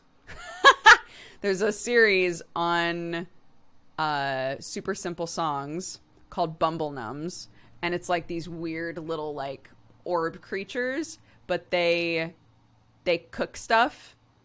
And so there's always like a fake fruit or vegetable or ingredient of some kind that they're trying to get. And so they'll go over like colors or numbers or whatever as they're collecting them. Like, you need 7 prickly pineapples, right? Like that kind of a thing. And it's very cute. It's very cute. Yeah.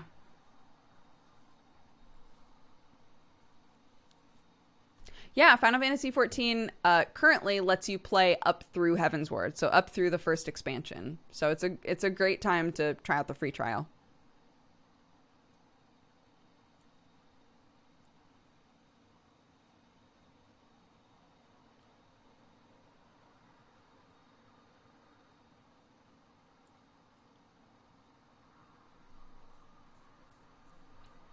I was looking for a message, but I can't find it, which is fine. I just woke up from a bad dream. Sam's been having a lot of nightmares lately.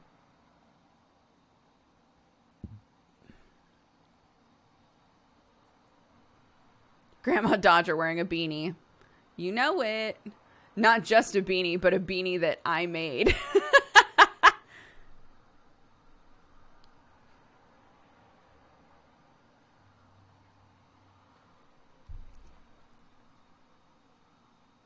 He's hunting down Clark's nightmares in Nightmareland. Bumble Nums, so N-U-M-S. Bumble, B-U-M-B-L-E-N-U-M-S, all one word, Bumble Nums. It's crochet. I don't know how to knit. I only know how to crochet. But it was very, very easy. It was basically just making like a circular... like rectangle, so like a rectangle of fabric, and then just taking the top and like just zipping it together, and that's basically how it, like, that was the basic idea of it. But I did follow a YouTube video that my niece sent me because she made one for everybody in her family for Christmas, and I was like, oh my god, these hats are so cute. And she was like, dude, it was literally the easiest shit I've ever made in my life. So when I was stuck in Oregon, she sent me the video for it, and I made these while I was like, I miss my family.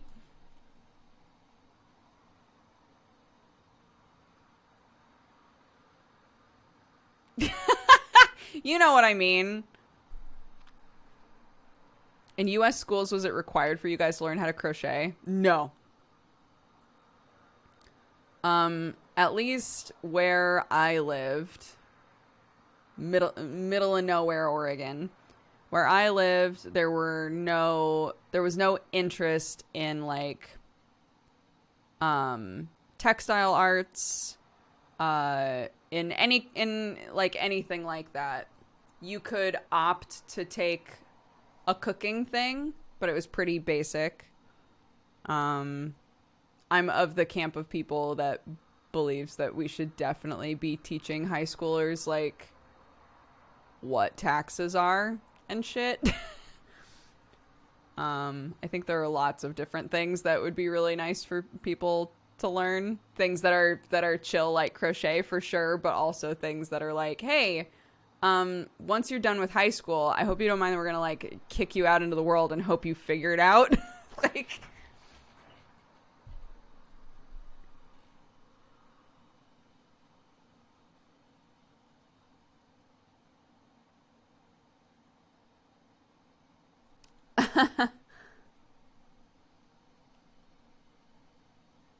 yeah, we never did any of that sort of stuff. Just chatting today, Strange Dew. But tonight is the misdemeanor game. So I started putting together my spreadsheet for A-list. Well, like in a really basic sense. But looking at someone else's spreadsheet, I'm not going to show it to you because it's not my character, and I didn't make this. But it's really interesting, the sort of stuff that you're able to do in like a spreadsheet program. Like made it so that so they have like all of their stats, right? And when you click on it,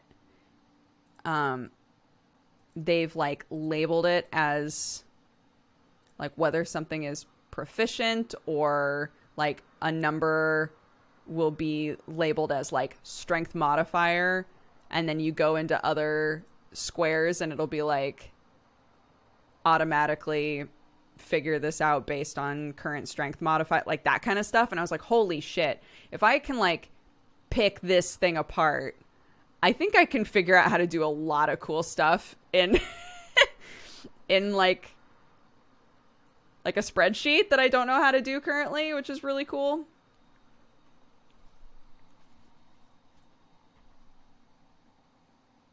No, Allie Rose. So the way that Brett does his games is there's an episode 0 that happens off stream, so that going into episode 1, the group is together already and has established like this is what happened before episode 1 to like build off of.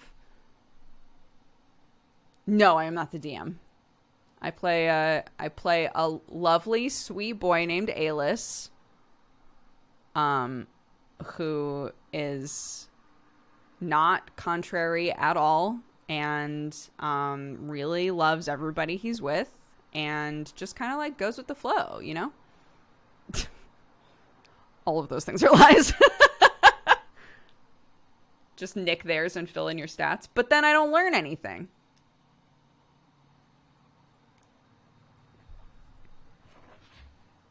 He's a 13-year-old sorcerer. So I'm learning how to play a sorcerer at the same time. Which is fun. And he is so there are two things going on with Alis that are pretty cool. One of them is that he's a storm sorcerer, which is like I don't know if it's still considered unearthed arcana. There's like an extra bunch of classes and subclasses that swashbuckler is in, and storm sorcerer, and a couple of other things.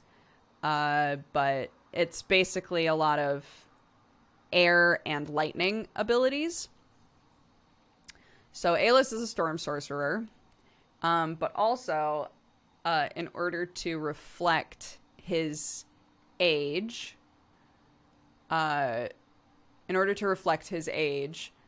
like the fact that he hasn't been in combat really before and is young and doesn't have like good control of his power yet, and is just at an age where even without sorcery and magic and shit, we're all over the place, right? 13 years old, that's a fucking time.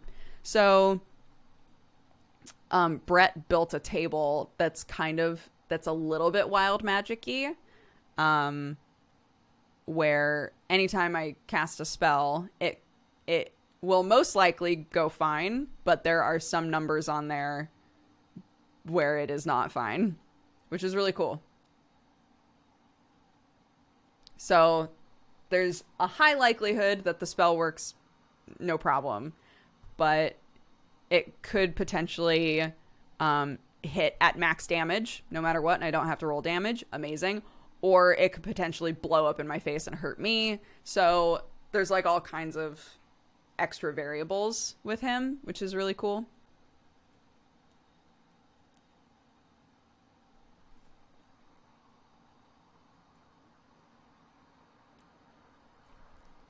Xanathar's Guide to Everything, that's what it is.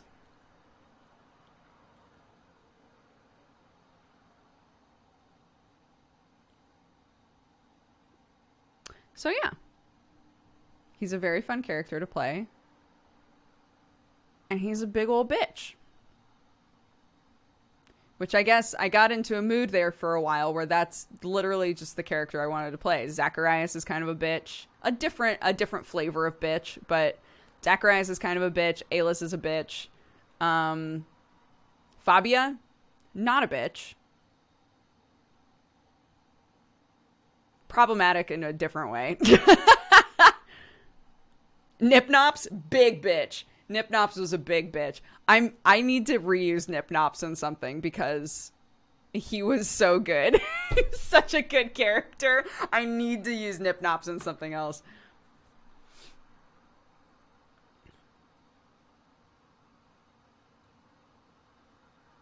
Nipnops was part of a one-shot that we were like, oh man, we should turn this into more than just a one-shot, but it will never get done.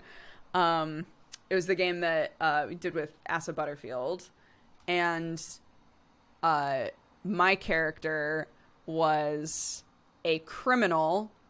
One of the other characters was like the son of the king of some place and also captain of the guard, I think, and was sent on a mission, and the mission had information that had to do with what I was jailed for. So I was being, if I remember correctly, in shortened terms, I was essentially being like dragged along on this journey with this guy, and a spell had been cast that made it so that if I got too far away from him, it was like classic shit, right? It was like light soul bonding. If I got too far away from him, he would be like, "Where is Nipnops?" Like Nipnops is trying to get away. So it was so fun, and I think that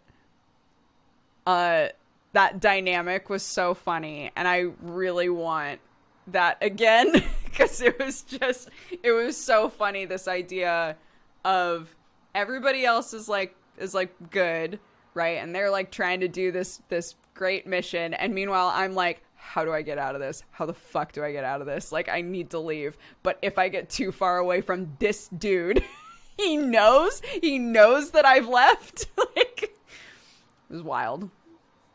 But yeah, Nipnops, he was great.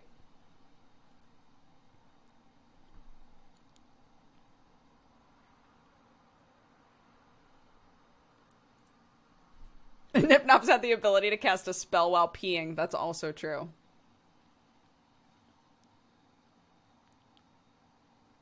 Cordrin about to do that to Zach. Oh my god.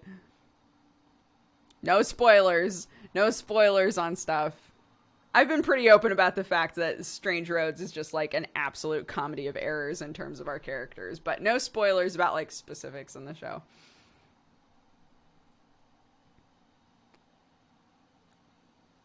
But yeah, like I've said the last couple of days, all of the D&D shows that I'm in currently are completely different vibes, like totally different types of shows. So, that's been awesome. It's been very fun to be in like lots of different, like really different games.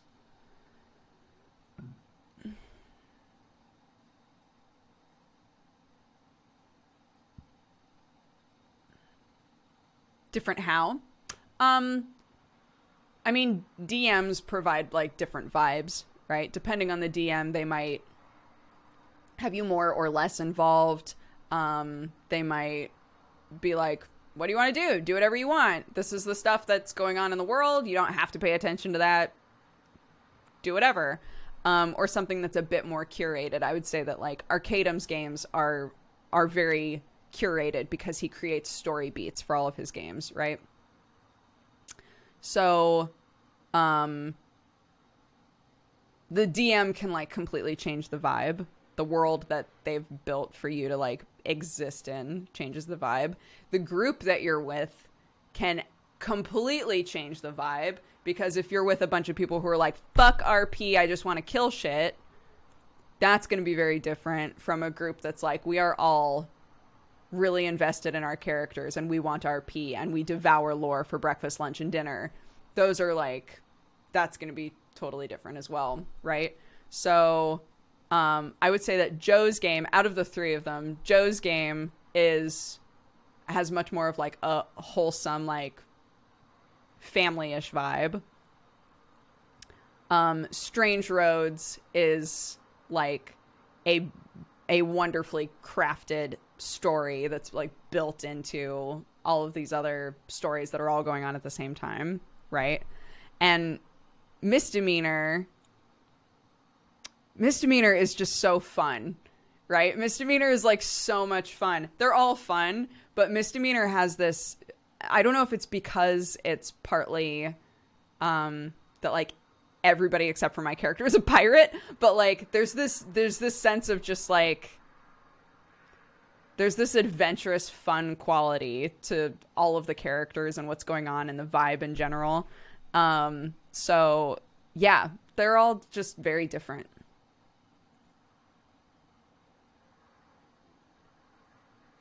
I've loved the RP in Strange Roads so much that I'm actually a bit disappointed when combat happens. I mean, luckily for you, we've fought things, 3 times in 13 episodes?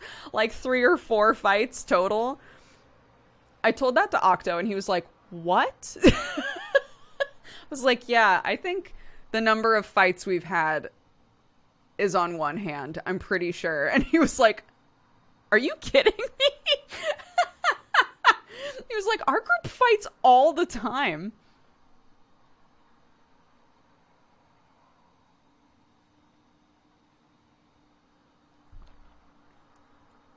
I never really could get into watching people play D&D. I want to, though. I could give Strange Roads a try. I think Strange Roads, we've talked about this a bit before. Somebody was like, would Strange Roads be a good first D&D game to watch if I don't really watch D&D or if I don't understand D&D all that well? And I was like, I'm not sure. And somebody in chat was like, yeah, it's perfect. The reason is because, again, it's like there's like a crafted story there, right? So it's not as open-ended. But also, most of our group is new players. So everything gets explained. You know, everybody is like pretty open and honest about if they're not sure what they're supposed to do. And Arcadum loves teaching people to play D&D. So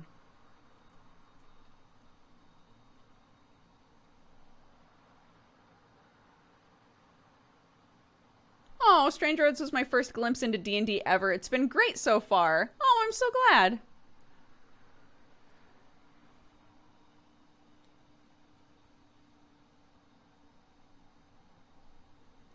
Yeah, I think one of the things that really helped with like D&D shows is all of these systems that now do automatic calculations.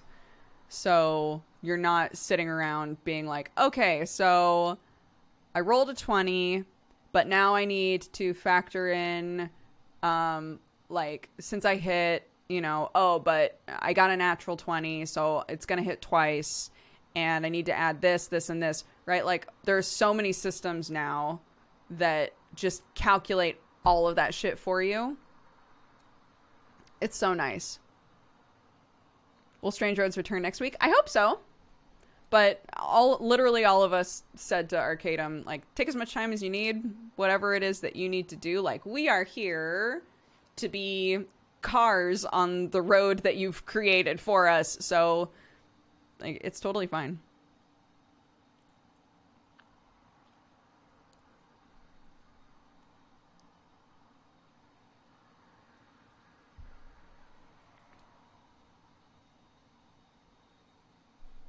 Deep, thank you.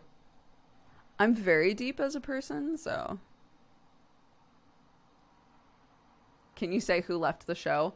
I've been up to this point, I've been just saying like the person who left hasn't said anything and Arcadum hasn't said anything, and I think out of all of us, those are the 2 people that I think should be the ones to say it. So if there's a reason that no one has announced it yet, I don't think that I'm the person who should say. but like, I think that it's totally fine for me to confirm, like, we're all fine. Everything's chill. There's no drama. But some things have to be rewritten and restructured. Like, we've gone from 6 players to 5 players and now 4 players. So there's like mechanical differences and all of this. So, yeah, so Arcadum just like needs some time, again, because he puts so much work in all of his games. He just needs some time to figure out like what needs to change and how he needs to adjust stuff and what the plan is. So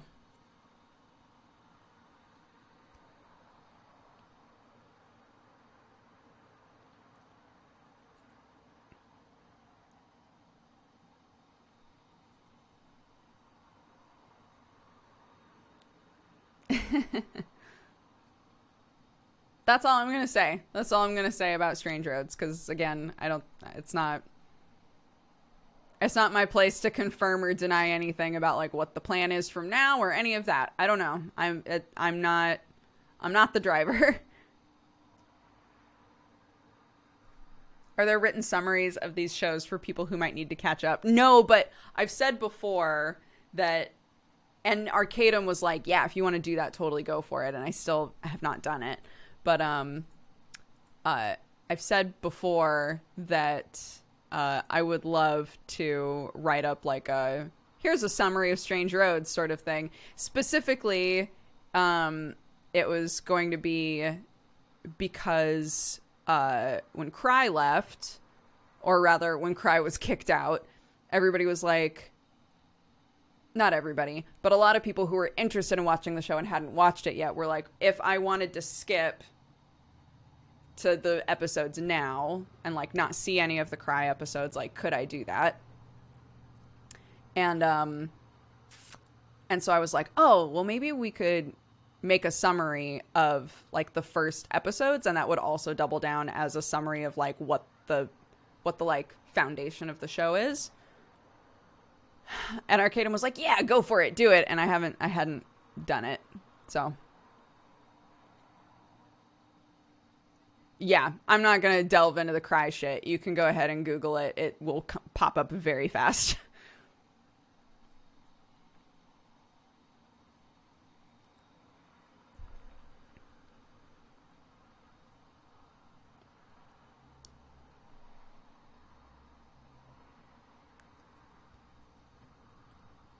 No, it's fine. It's just not something we're going to talk about on stream.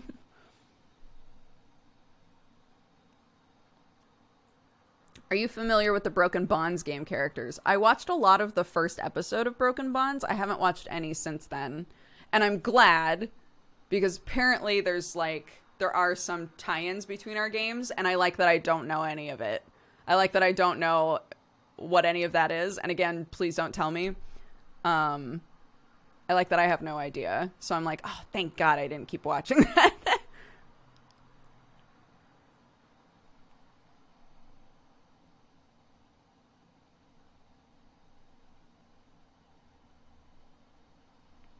What's your favorite English ice cream?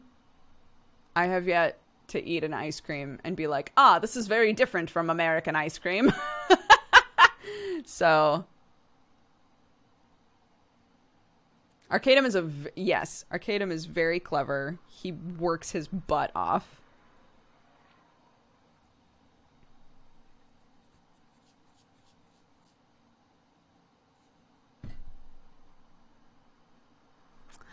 Yeah.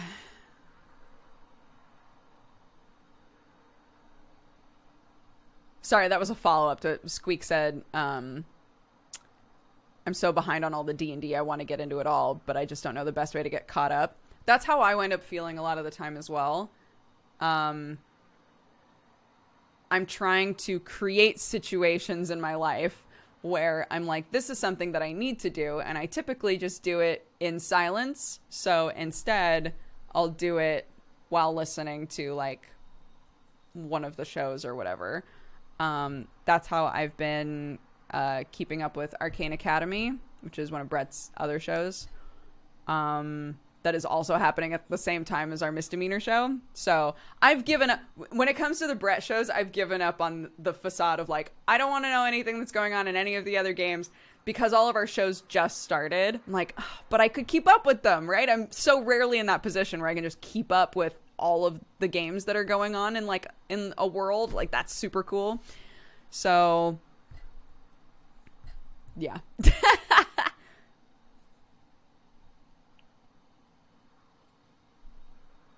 Why you clutch that jar? Because I'm fidgety and I like holding something.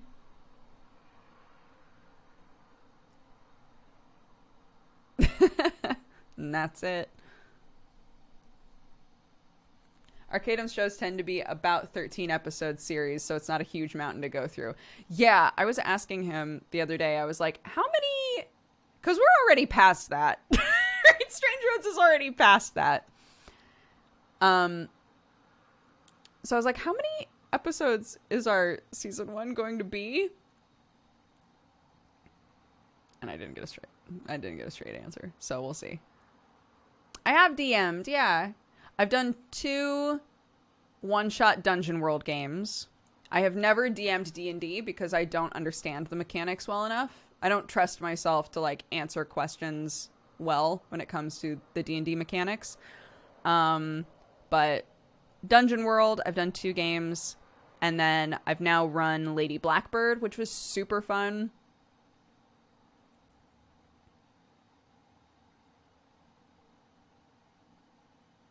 I love Critical Role, but I feel bad for people who are catching up. Yeah, I will never attempt Critical Role. I will never attempt Critical Role ever. He's had to rewrite Strange Roads twice now. Yeah, he's had to change a lot about the games depending on like what's occurred in For Real's life. So I assume, yeah, it depends on what we as players wind up doing, how many episodes it winds up being. So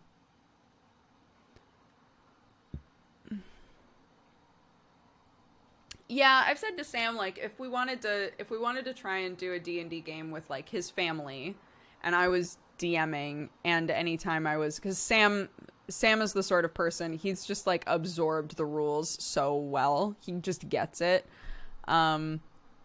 So if I had a question about something or I wasn't sure about something, he would be there as like backup. But at the same time, there are so many like alternate rule sets that you can try and use that are much simpler for like people who have never played before.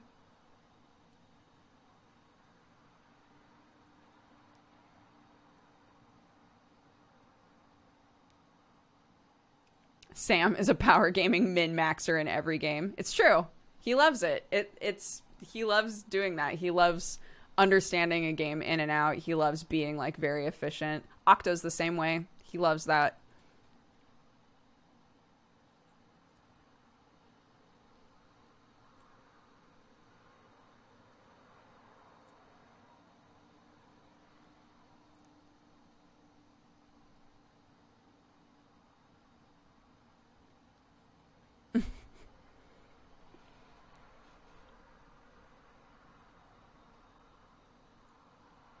I watched Sam play Fall Guys. I learned a lot that I hadn't gotten from watching other streamers play it. Oh, man. I still have not won Fall Guys. I still have not gotten a crown in Fall Guys.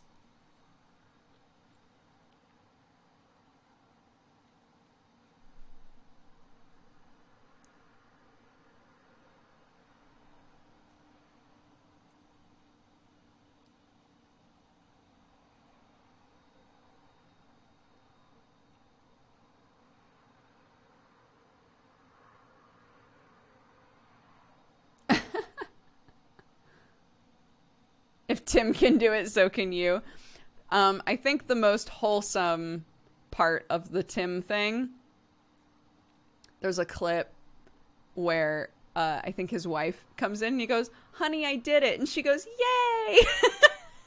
It was very cute. That was the best clip for me.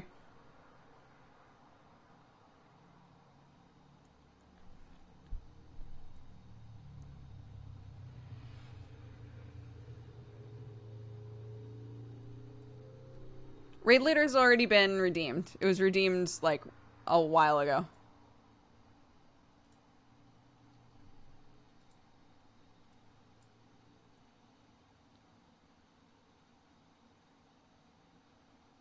I know, dude. So many of us have kids now. It's wild. I keep being like, oh, right. This person also has a kid.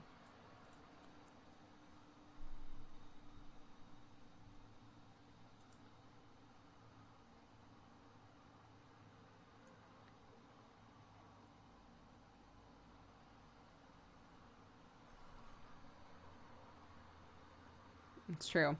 I keep biting at my lip. I need to stop.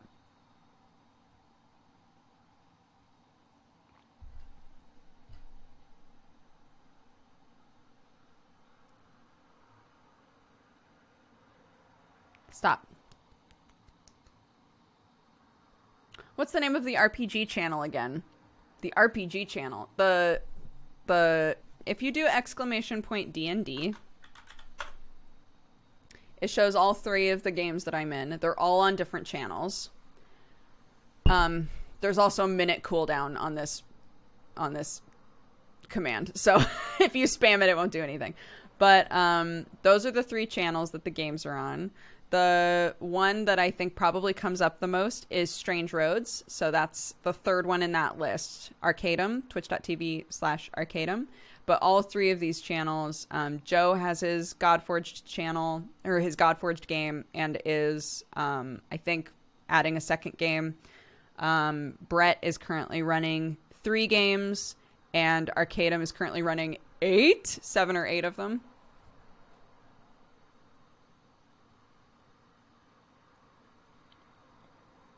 Do you ever just go, huh, I made that when looking at your kid? Not really, but I do pretty much daily look at her and go, what the fuck happened? Because you just, time vanishes once you have a kid. So it feels like, you know, you're living your life normally, and then you look at your kid and you're like, when the fuck did you get so big? Like, what happened here? I do that a lot.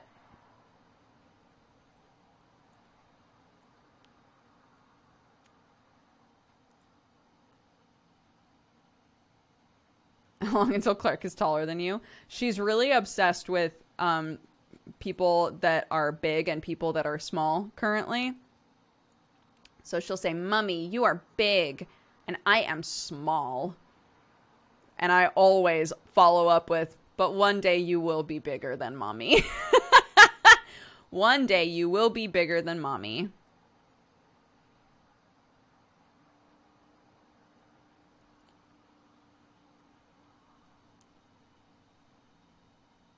You look so familiar. Are you from the States or no? I am from America. Yes, I moved here in December. You might know me from YouTube. I had a channel called Press Heart to Continue that I did for a long time. I did a vlog called Coffee Time for a long time. And I was also on a podcast that was called the TGS Podcast and then the Co-optional Podcast. So if any of that rings for you, that's me. I'm married in England now with a husband and a baby. Nope. Okay. Then I have no idea.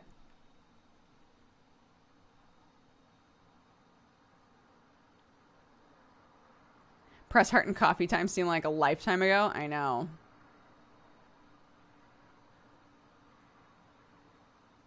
Yeah, I am also not the girl from Paramore. That's also true.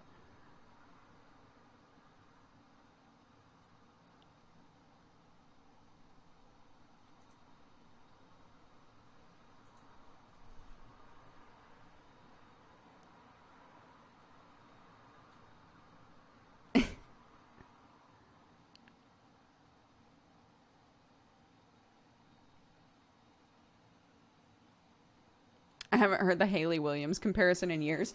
I honestly think the last person who really did that was Jesse.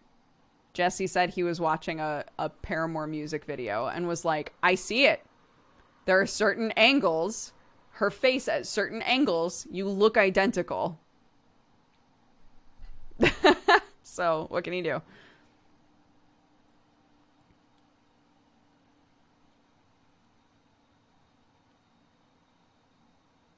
What time is it there? It is 3:15 in the afternoon.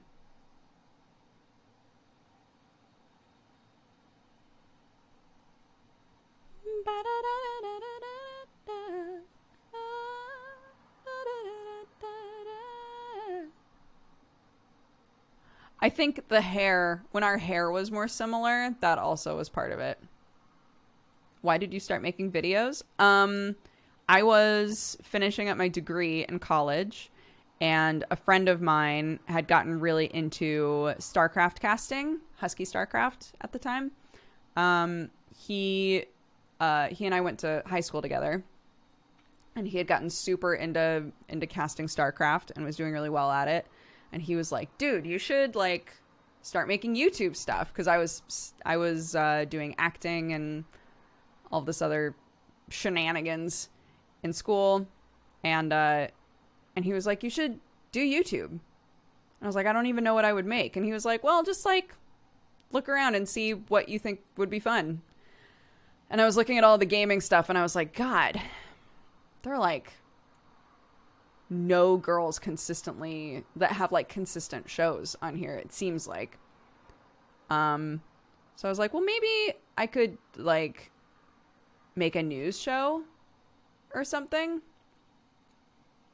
So I tried making a news show, and I continued to make the news show for a really long time. Originally, my plan was to, because I was also doing props and costume making and design at the time in school. So I was like, oh, I'll have the news show, but then I'll also do like prop builds for like cosplay stuff. That would be a really cool way to use what I've learned. And that never wound up happening. I pretty much just stuck to because I just had too much going on. I was also like holding down a job and like taking all these classes and whatever else. So I wound up just focusing on the news show. And that was the start of all of it. Yeah.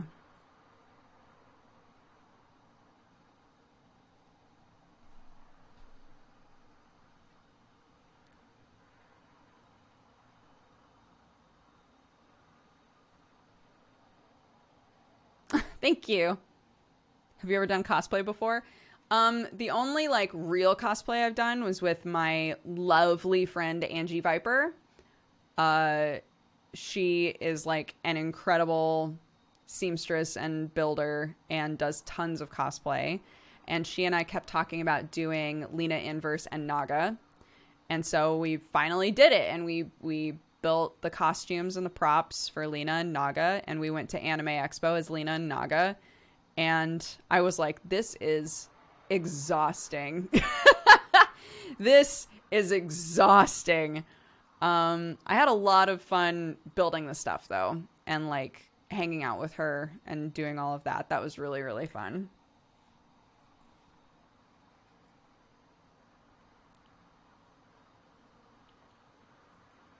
Yeah, she's very talented. You should check her out. Oh, I discovered you through Jesse and TB like 8 or 9 years ago. Jesse was my favorite YouTuber at the time, and now you're my favorite streamer. Thank you. That's so sweet. Do you remember your first video? Yeah, it was a one-off that I made as a goof. This was before I was like, yeah, I'm going to start making YouTube content. I made a one-off as a goof where I created a fake character named Tweaks. And to this day, sometimes people think that it was not a character and it was like really me. I was, playing a character named Tweaks who was obsessed with Husky, and made a response video to him where I was really full on. And yeah, that was my first video. It was a response video. Because Husky and I had talked about how there was somebody who was like making response videos to almost all of his content, where she was definitely like super into him. And he started getting messages from her boyfriend being like, you need to back off. And he was like, I've never talked to this girl before. And so he made a video that was like, I got a new keyboard or something and I need to figure out what to do with my old keyboard. And so I made a response video as like a fake super Husky fan, telling him what I thought he should do with the keyboard. And there's that.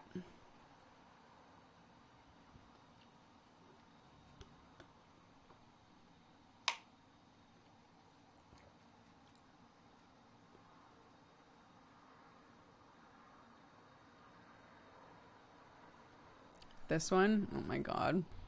Yep, that's it.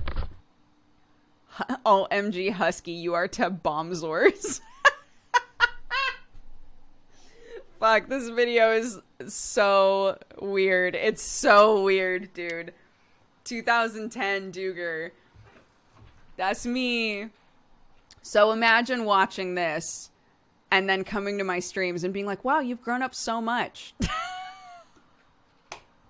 Like thinking that that's actually how I behaved. It kills me.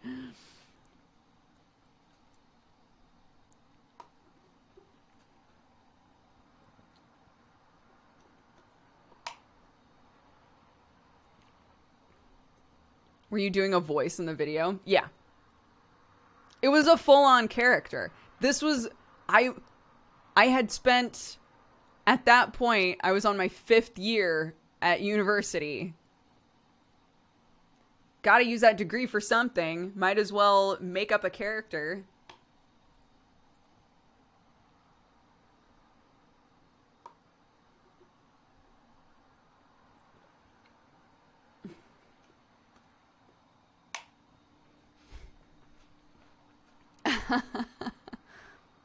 Yeah, that's true, Alex.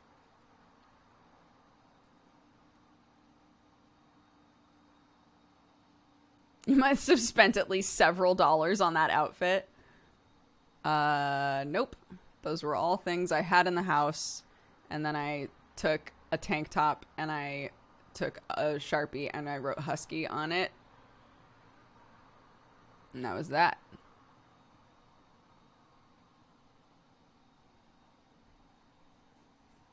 That video is so cursed. I don't know what you mean.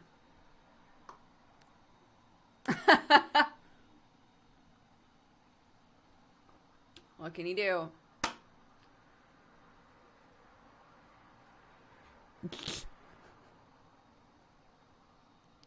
It's like a weird alternate reality. Wait,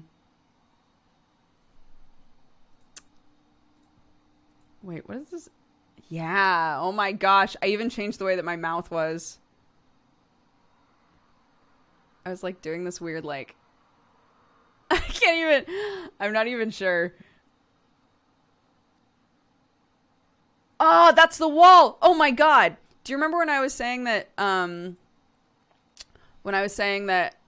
so this was my $300 studio apartment that I was talking about, where nothing worked. So all of the like scrawling stuff that's on the walls, that's where I wrote lyrics in Sharpie all over the walls. Do you remember me telling you that story and then being like, and that really sucked to try and get off the walls later and paint over? That's what that was, is I took a bunch of like song lyrics and I wrote them all over the walls, kind of like sprawling like branches and stuff. That's so funny. Oh, and that hat. It took me so long to get rid of that hat. Because I was like, it's so weird. I love it. I'm definitely going to use it for stuff. And then this is like the only thing I ever used it for, I think.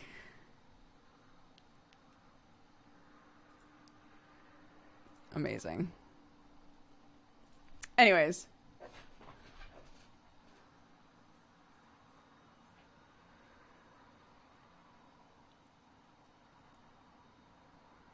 Oh, Black Dragon. That was oh shoot, mythical. That was a not good mythical morning, but it was one of their like skit things. Yeah.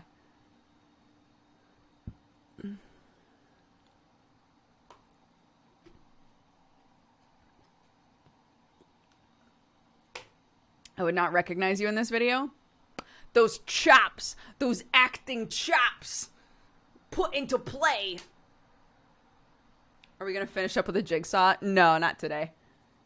It's already 3:30.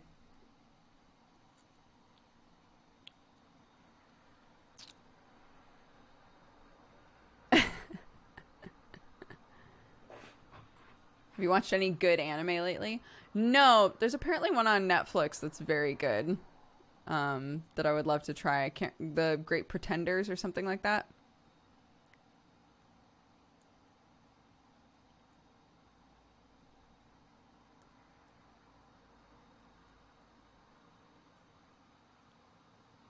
Is that what it's called? Sweat. Yeah, it's apparently fantastic. So I really want to watch that. I still need to finish up Umbrella Academy, though.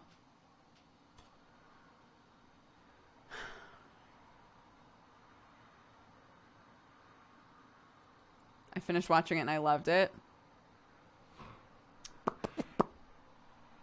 I just want more Doro Hey Doro, but it's not going to happen anytime soon, so I need to ignore that.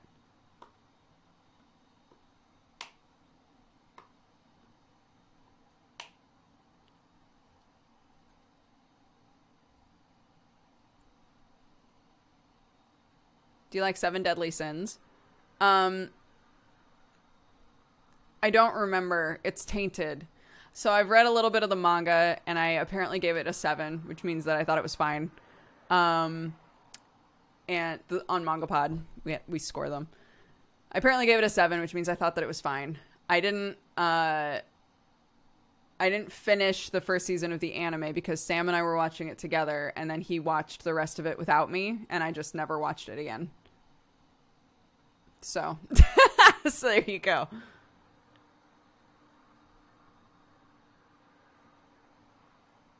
Yes, the Doro Hey Doro anime is very good.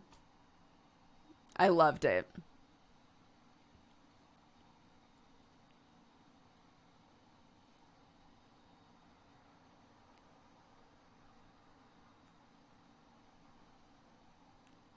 A 7 is fine. I would count that as good. So for me, like, if I enjoyed something, it'll probably be an 8 or higher. A 7 is like, I acknowledge that this is good. It wasn't like great for me, but like it was fine. It was good. 5, 6 is like, I could take it or leave it. I didn't particularly enjoy myself, but it's not bad enough to give it anything negative. We rarely give things we rarely give manga lower than a 5, but it's happened.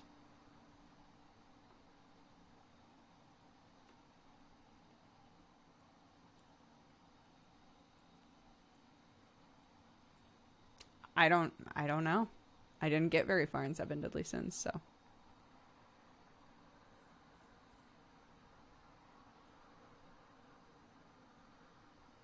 Thoughts on Beastars? I still haven't watched the anime of Beastars, but I love the manga. Would you read a poor manga on purpose? We read stuff that is either coming recommended to us through just being in the space and hearing about things, or from our viewers recommending manga. So the likelihood that we are going to be encouraged to read something like bad is pretty low. But the times when it's kind of a crapshoot are like we now do what's called Manga Podluck, and that's where each one of us chooses a one shot. We each choose a one shot or like something with only a couple of chapters to it. Sight unseen. So we just read the summary and are like, yeah, that seems good. And then we just throw it in the pile. So those ones are always like, you just don't know. The first Manga Podluck we did, I think we liked all of them, which was shocking. The second one was like, some of them were all right and some of them were not great. So, what's the worst manga/anime you've ever seen? I don't even know.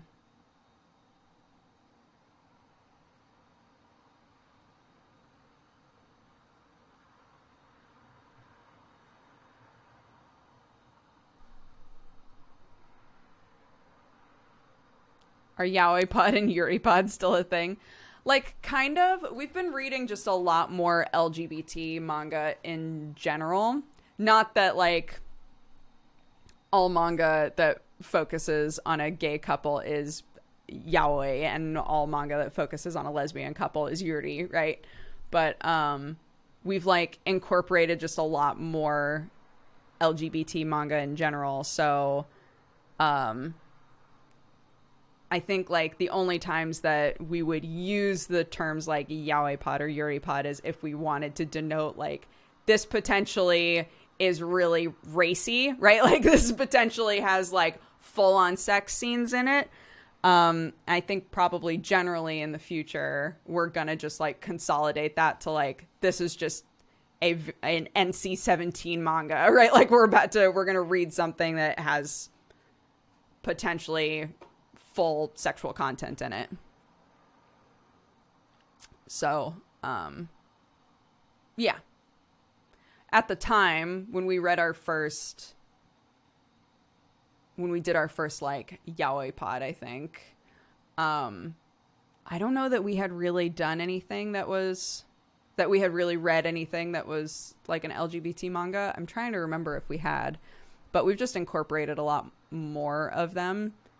So it feels disingenuous to like continue to use those terms when they don't apply to the genre as a whole, right? Like,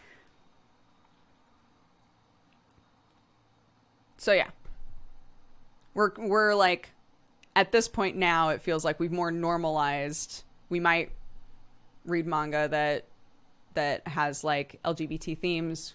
We might not, like, we don't need to denote it really, or like discuss it in terms of, like, we don't want it to feel like we're having to put like a warning on that, because that's ridiculous. So in the future, like going forward, it's more like, is there sexual content in this manga? Yes or no? Is there explicit sexual content in this manga? Yes or no? And like, that's kind of the more important thing. Dude, Family X Spy is so good. I know I've said that 3 times now during this stream, but seriously, it's so good. I want to read more of it, like, now. It's so good. So, if you would like to swing by for Manga Pod tomorrow and hear how we felt about it, Aaron won't be there, so it'll be me and Moeka and Lou. Just end the stream, go read. We're coming up on the time that I would normally.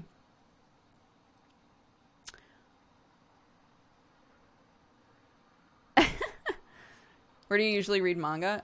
So the Viz app offers a lot for like a really low price.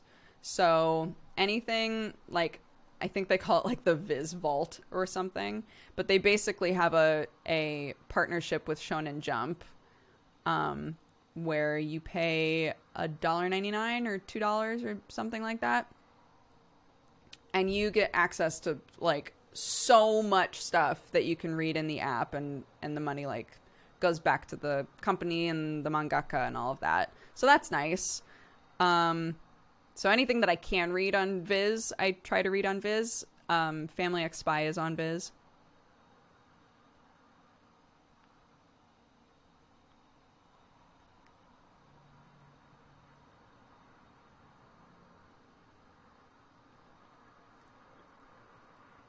Yeah, it's very good.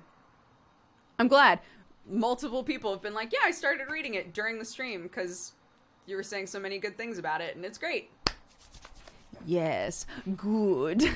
Yes, good.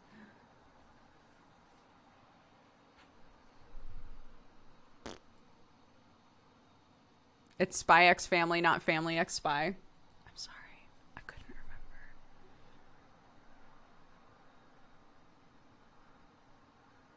Spy X Family. Yep.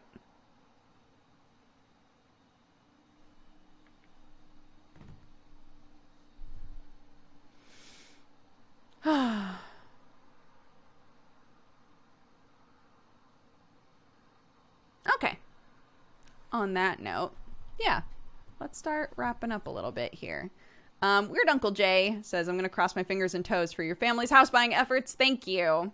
And Anime Hero says, I'm sending this Valentine to Dodger in chat. Wishing you all a happy Saturday. I hope you've all had an amazing day. Remember, you're all amazing. Dodger, thank you for being an awesome person. Your Minesweeper stream had me in tears laughing yesterday, and you're doing an outstanding job. I'm happy for you and your lovely family. Thank you so much. That means a lot.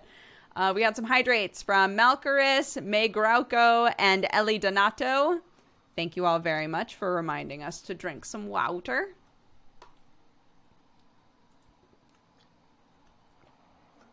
Snowfallen Crow has redeemed the subscription. for Kenrick V1 as an early birthday treat, they said. So, let's do this. Subscription. Da da da da da da da da da da da. It goes 1 and 2, 3 and 4, 5 and 6, and still there's more. 7 and 8 and 9, and then the little one makes 10. Anywho. Hey, I got the crown. I still don't know what the fuck I'm supposed to use these emotes for, but that's fine. Let's read off our activity feed. Again, I can, if you're free and you're looking for something to do, how far away is it from now? So it's 3:30. So like 6 hours from now, 5.5 hours from now is when Misdemeanor will be happening. So if you would like to tune into that, it'll be episode 4. So we're still really early on. The adventure is just beginning. Tetsu, thank you very much for the 16 months. Stampa for the 2 years. Happy anniversary. Southern Vices, thank you for the 41. Hypixian for the 61. Holger the Beast for the 6. Chase Sarah for the 10. Springfart for the 49. Unicorns Like a Boss for the 1 year. Happy anniversary. Spuffin, thank you for subscribing. Welcome to the Cat Gang. Boone, how come I never... Boone comes in to say hi all the time, and I always miss him. I'm sorry, Boone. You're lovely. Boone, thank you for the 15 months. Lord Nova. God. Very gassy. 2 burps. 2 scuses. Lord Nova, thank you for the 30. Sam Skunkworks for the 22. Mundane Pixels for subscribing. Welcome to the Cat Gang. Metal Neo Hunter for the 3 years. Happy anniversary. Ruby Rach for the 23. Sinvicta for the 1 year. Happy anniversary, bud. Doc Sable, thank you very much for subscribing. Welcome to the Cat Gang. And Koa, thank you for the 26. Killian Prudmore for gifting a couple of subs. Thank you very much. Arthur, what's up, dude? Thank you for the 28. Tyrell Stratus for the 37. An anonymous gifter gifted a sub to Pastel Witch. Very sweet. Burgers, thank you for the 29. Von Grims for the 4. Lil Barry for the 8. OMG, it's Viv for the 9. Happy Twitch, baby. Avi, thank you for gifting a sub to Ramen Boy. Welcome to the Cat Gang. Just G559, thank you for the 2. Undread Lord for the 1 year. Happy anniversary. Mika Mukanen, thank you for the 57. Loey for the 34. Martin P for the 2. Not a Pro for the 7. Lil Creepy Pie for the 25. Hopeflax for the 9. Happy Twitch, baby. Thea Beastie, thank you very much for subscribing. Welcome to the Cat Gang. Duna Newt for the 50. ATLR Love, thank you so much for the 21. Vorik for the 5. Mrs. Cloudlion for the 28. Taicho for the 7, or for the 2. Metavore for the 39. Metavore for gifting subs as well. Welcome to the Cat Gang, everybody. Chrono Reaper, thank you for the 41. Dinna for the 41. Crystal Chris for the 16. Space Concrete for the 15. Make some time for the 50. Tanaka Senpai for the 14. Ed Zio for the 5. McBig Hat for the 62. Dip Top for the 43. Fifi Fox, thank you for gifting a sub. Team Kill Tina for the 18. And Ball Itch for the biddies. Oh my gosh, and my baby's here! Ah! Did that tickle? I'm sorry. I just got done reading off everybody's names. That's amazing. What good timing. Oh, you want Bulmas? Okay. She's leaving to get Bulmas. So, Potato, thank you for gifting subs right at the end here as well. All right, we did have a raid leader. John Pirate would like us to go see Tom Wild. Let's see. Are they still live? They are. What are they doing? Playing Rainbow Six. All right. We're going to go say hi to Tom Wild, send love, send joy, etc. Be nice. I'll see you guys for Misdemeanor. Any of you who are going to tune into that. Clarky, would you like to say bye-bye? No. Yeah, the Brett game. You don't want to say bye-bye? Yeah.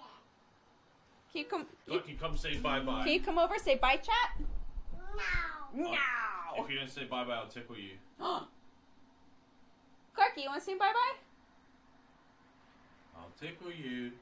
No, you're not. No, you're not tickling me. No, we won't tickle you, Clarky. Remember, say stop. Stop. Don't tickle me, stop. Don't tickle me. Stop. No, Daddy, you have to take it seriously if she says stop. You can't tickle me. I won't. Stop, Daddy. Stop. Alrighty. Send you guys off. I'll see you guys later. Take care. Bye-bye.